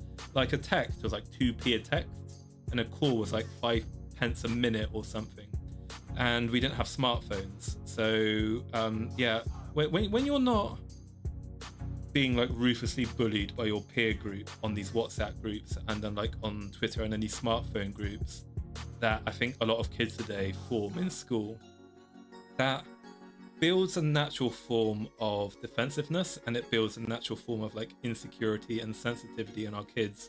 Because when I was a kid, if another kid had a problem with you, he'd say it to your face, and at that point you either look at the floor and hope he doesn't push you over, or you know, you get in his face, and then maybe, you know, fisticuffs are involved, and then that builds character, right? That builds up a bit of a thick skin when kids are talking shit to you to your face, and a fight might potentially break out. But I don't think that's happening with kids today, thanks to WhatsApp, smartphones, Twitter, social media. Kids are like ruthlessly bullying each other constantly over the internet, and I guess it's probably building like a natural like sensitivity and hesitation on using it, which is probably why people are so keen to ban quote unquote malicious communications these days, right? Yeah, Shogun, IQ of college graduates is nowhere near that high. That did seem very excessive to me. As someone who graduated from college myself, yeah, I'm not particularly smart either, honestly. I'm definitely not pushing anywhere above 120. I'm probably somewhere like in the 110s, I'd reckon. And I graduated with people who did better than me, and they're definitely like 90 IQ. They're really fucking. I went to university, right? I went to an elite London university, and in my military history course, which also involved international relations and politics, I had unironically some of Egypt's finest like minds, apparently. Some people like from some of the finest institutes of Egypt, like I think she was like the daughter of like an Egyptian diplomat or something, attended like one of my international relations classes, and this fucking genius thought it would be a great idea to give every single country in the world a nuclear bomb, because that way no one would want to bomb each other because of the nuclear deterrence factor, and there'd be no more wars because everybody has a nuke. And I'm like, that's a new one. Give every single country a nuke and there'll be no more wars. I'm not sure about that one, Chief. Let me think about that for a second. What do you think that... Have you not paid attention to any of the ethnic conflict that's been going on in like Africa and the Balkans in the last like 40, 50 years? What do you think these states would do if they had a nuke where they could destroy the other, right? Tweets exclusively refer to the younger crowd. For older folks like us, it's better to say that headlines aren't tigers. We grew up in cable news sensationalism. We did. If it bleeds, it leads, for example. We did very much. It's quite sad. When I was doing my Vietnam studies in college and then university, our professors would often play us the Walter Cronkite news sections, and Walter Cronkite, by any stretch of the imagination, isn't exactly like a perfect media man, but I have a tremendous amount of respect for Walter Cronkite, because he's clearly a very intelligent man. He's a very structured man. He's very like he's got a lot of integrity. Very honourable man in the way he presented the news, and I lament the fact that we don't have subject matter experts on news crews these days with the, I don't know how to describe it, kind of like with the sense of, I'd call Walter Cronkite almost something like the great souled man almost. Like he was a very dignified, intelligent man who'd read the news, and he'd do so with such gravitas. And mostly truth as well. And we look at the state of media these days, and it's all just sensationalist yellow press designed to sell a product, and it's designed to sell hate, because hate sells, and it's disgusting. Fucking hell, how long have I been streaming for, by the way? What's the time? Should I be in bed? 11. Christ, let's get on with this. I need to be sleeping soon. It's like cum rights in the US. Hey, Kiss Neffis, how you doing, buddy? You've got the longest name in the world, by the way. Just gonna call you Kiss Neffis. Everybody is gangster until the trees start speaking Vietnamese. I fucking love the Vietnam War.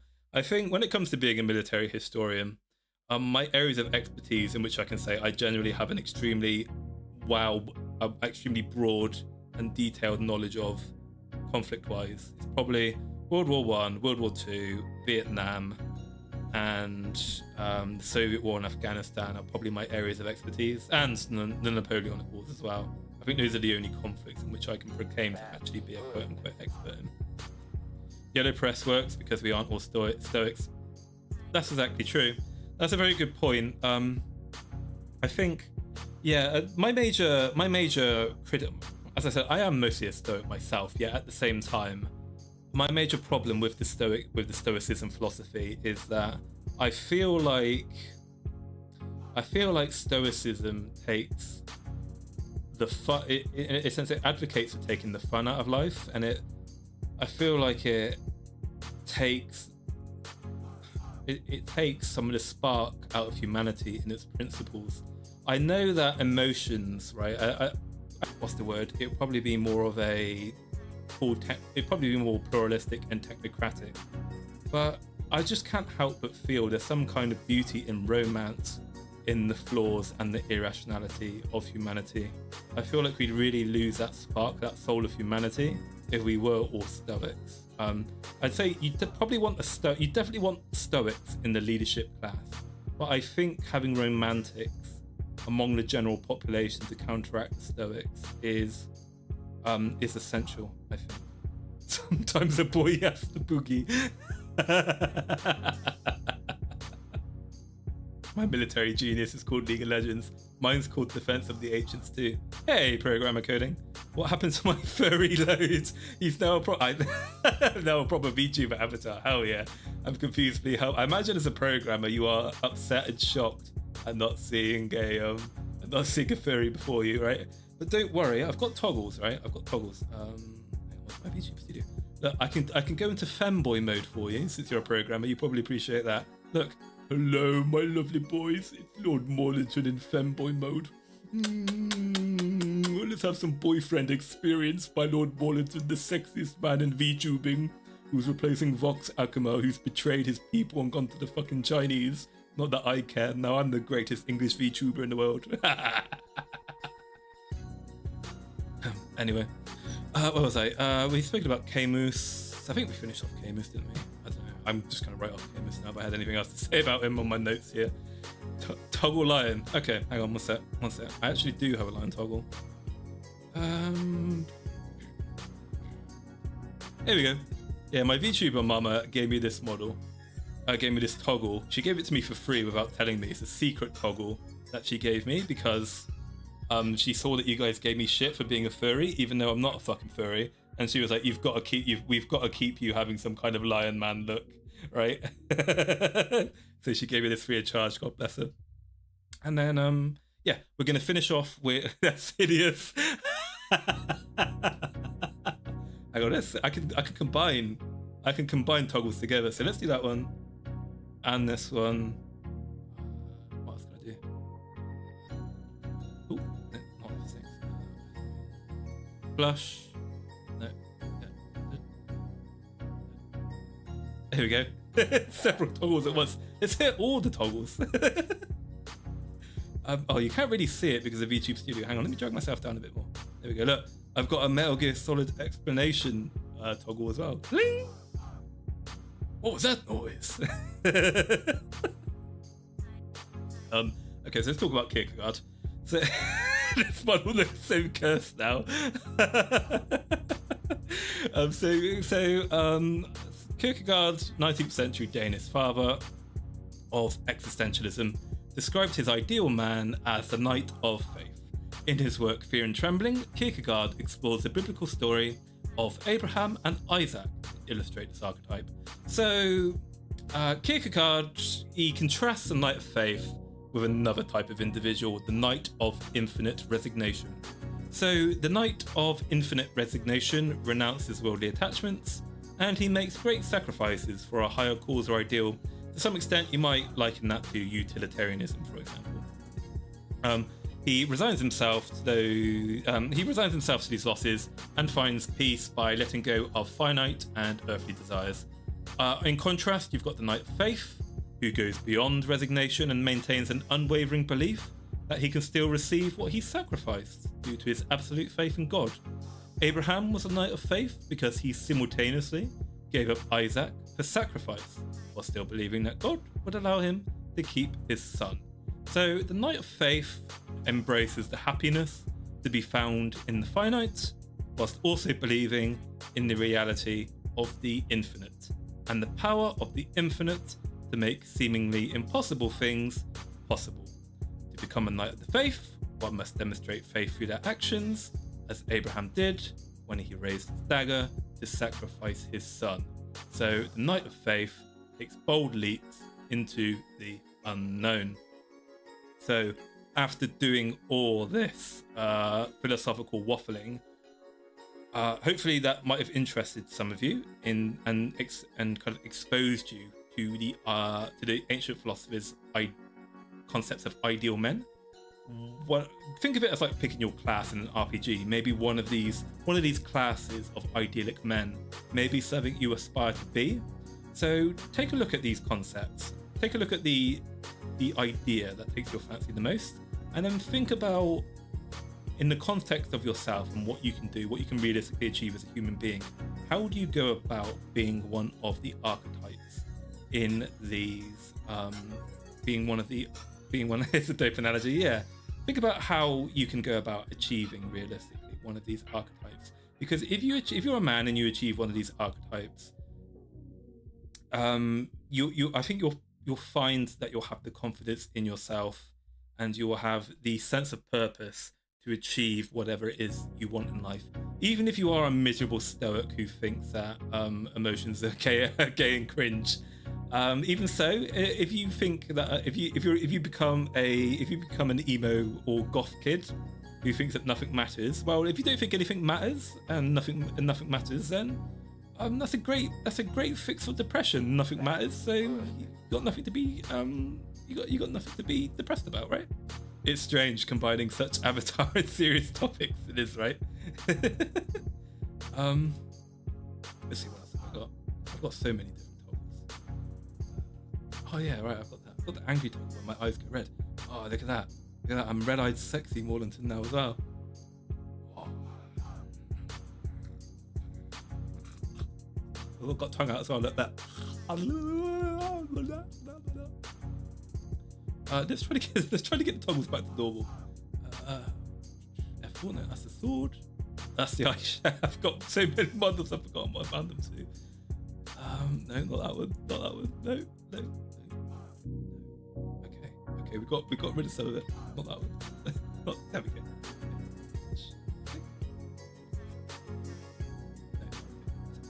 There we go. Back to normal. Perfect. Yeah, I'm going to show off this model in a proper debut at some point, so you know, so I can show them all off. Actually, let me show off my lower body as well. I haven't shown off the lower body before. Here are my medals. The medals go swish, swish, swish. The models have got physics. Got my lion belt. Got my sword. Got my cavalry gauntlets. Legs, boots, and feet with spurs. Yeah, let my feet. No, actually, let's not do feet cam. I'm not one of those VTubers. Also, I've got helmet, cavalry helmet, eyeshadow, and a sword as well. Yeah, lots of fun with this model. Anyway, so to get to the final point of the stream, this will be the end of the stream now. So I want to get onto the point of toxic masculinity. Okay, so toxic masculinity. Toxic masculinity is not, guys. So don't let your emotions control you, and try not to seek the destruction or dominance of your fellow man. Instead, try to uplift them. However, negative emotions can do positive work for you, and it can do positive work for others.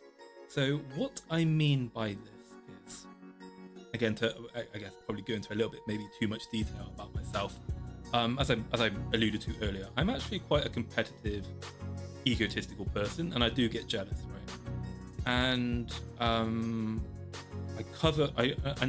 like a jealous person, I covet what others have, and I get jealous of people getting more recognition, or people becoming more successful than me, or doing things better than me, right? But I'm able to, I guess, kind of frame these negative character traits into positives, because I don't, what's the word? I'm just trying to think of how to explain this. It's really late. I'm really tired now. So I'm not full of copium, right? I understand that fundamentally, if I'm unhappy with where I am and who I am in life, that's a me problem. Instead of getting angry, bitter, or having hatred of other people for achieving more than I have, I just recognize that it's all on me. So I need to do something myself, make myself happy. So the way I frame negative emotions to do positive work, right, is I use the fact that I have an ego, and having an ego, it's a pleasurable thing to me. It makes me feel happy to know that I can do a task better than other people.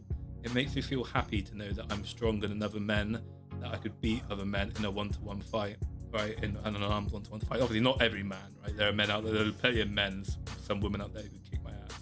But the way I frame that negativity into positivity is that ego boost and that resultant endorphin boost from thinking that way gives me the motivation to stick to and keep doing what I'm doing. And then what it also does as well is, instead of using that sense of superiority to then crush and put down other people for being what I see to be inferior to me, instead I feel so proud of myself and what I can achieve. I want to share this feeling of accomplishment with my fellow bros. So when I see that, I don't know, that really unhealthy, scrawny guy at the gym with improper technique and is struggling to keep to it, honest to God, my first impression is, oh God, look at that fucking disgusting, weak weirdo. You look at him failing to lift the weights. But then immediately I correct myself and I go, okay, that is not proper conduct, Maulington. That's really bad behavior. You shouldn't think that way. Instead, think about how good you felt, right, when you overcame your inadequacies. Share in that positivity, and share in that sense of accomplishment with others. Go over there and help the guy. If he doesn't want help, leave him alone. Right? I'm not gonna force myself to do it, right? But yeah, it's like having negative emotions and being toxic in and of itself isn't a problem. I think you're broken as a man if you don't have some form of either superiority complex, inferiority complex, if you're not jealous or have some kind of negative character flaw. I think you're broken as a person. We've all got it to some extent. The key is to use that negativity in a productive way, and to recognize virtues, and to not use it for immoral purposes, to use it for moral purposes. And you can trick your brain into essentially you can corral yourself, if you've got an ego, for example, into using that ego to uplift and support others instead of using it to put them down, right? So one of the common example negative traits that is particularly cultivated in the military is fear, anger, aggression, right? You're encouraged to use your aggressive and more hostile negative personality traits, your anger, in the pursuit of determination, right? It's about being cheerfulness in the face of adversity. It's about pushing through challenges by channeling that anger in a controlled manner. If you let it control you, then you become people like Andrew Tate. You become degenerate dickheads. You become pieces of shit. You're going to be miserable, and no one's going to like you. People are only going to want to use you, and you're basically you're going to die alone and miserable. So don't feel ashamed. Don't let society or anyone make you feel ashamed of the fact that you are a very proud person, you're an egotistical person, or that you get jealous. Perfectly normal, but yeah, try to be a better person. Try to use it in positive ways for the benefit of mankind, and not to downtrod and dominate your fellow man, is what I want to say in regards to you know, weaponizing your negativity, right? So that's all I wanted to say about toxic masculinity. It doesn't exist. Some men let their emotions control them, which is no bueno. It's unvirtuous. They should rein that shit in. But yeah, don't let the state, don't let women, don't let unironic beta cucks shame you for being proud of who you are, what you've accomplished. But don't go over. Right? Do it in moderation. Use it productively. That's what I'm trying to say. And yeah, that's all I wanted to say on today's stream on depression and addiction, and some philosophy at the end there as well. So hopefully you've taken something away from this. Maybe some of the fitness and dietary tips might help you out. Maybe some of the philosophical points might help you think about the kind of man you want to be. Maybe that will help influence you into self-development and improvement. So next week I'm going to do another one of these. Next week I'm going to be talking about women. I'm going to be talking about how to speak to women and how to essentially get a girlfriend and retain a girlfriend if you do manage to acquire one. Because again, I think there's a lot of misconceptions on what women want in a man and how they behave. Again, mostly spread by it's not just spread by the red pill bros like Andrew Tate, but women themselves tell men bullshit that they themselves don't actually believe or want. Women, Tempest will agree with me on this. Yeah, good night, Tempest. I think Tempest will agree with me on this. Women don't understand what they want. They will try to manipulate and mold a man into what she thinks is her ideal man, only for her to then discard him because she's created some kind of like horrible blob monster that she doesn't respect or love. Because to some fundamental extent, women actually like pushback. They like being dominated and challenged by men. And it's finding that happy balance between actually being a respectable gentleman that women like, and actually being somewhat, you know, of like a leader in the relationship. Right? You need to find that good balance. But then all women are different as well. Asking what women like is like asking how long was a piece of string. It depends. That's the thing people forget. There's no trick to getting a girlfriend. Just speak to them and act like a normal human being. Some women won't be interested in you, unfortunately, even if you really want her to be. Not some of them will, and you'd be surprised at who's attracted in what. Right? That's what I want to say about women. But we'll talk about that more in another stream. I'm just going to see if there's anyone to raid. I'll raid Dr. Maybe I might raid Dr. Lolly May. Maybe. Fucking hell, there's a lot of people streaming at the moment. Yeah, I'm gonna raid someone. I don't know who I'm gonna raid. I'll do. Thank you very much for the $2, Cry, my friend. Thank you very much. I'm glad you enjoyed it, guys. Thank you. Yeah, I had a lot of fun tonight as well. I didn't expect it to go this well. I thought it'd be done in an hour, but I do like to yap, as we all know. So yeah, let's see. Somebody. Obviously, you don't need to stick for the raid, by the way. Just go off and do what you want. But I'm gonna try to raid someone before you all fuck off. It makes me look good. It makes me look nice, right? Yeah. Okay. Gershon, Nanobites, Lady May, Saffron, Pippa, IOU, Rita. I quite like Rita actually. Okay, be good boys in Rita's channel. Rita's a good girl. She's an ex-Prison Project agent. So yeah, good night, guys. Thank you very much. Thank you very much for the generous donations. Thank you very much, my friends. I really appreciate it. And I'll see you again next week, maybe a little bit earlier. I'll see how I feel. Bye bye.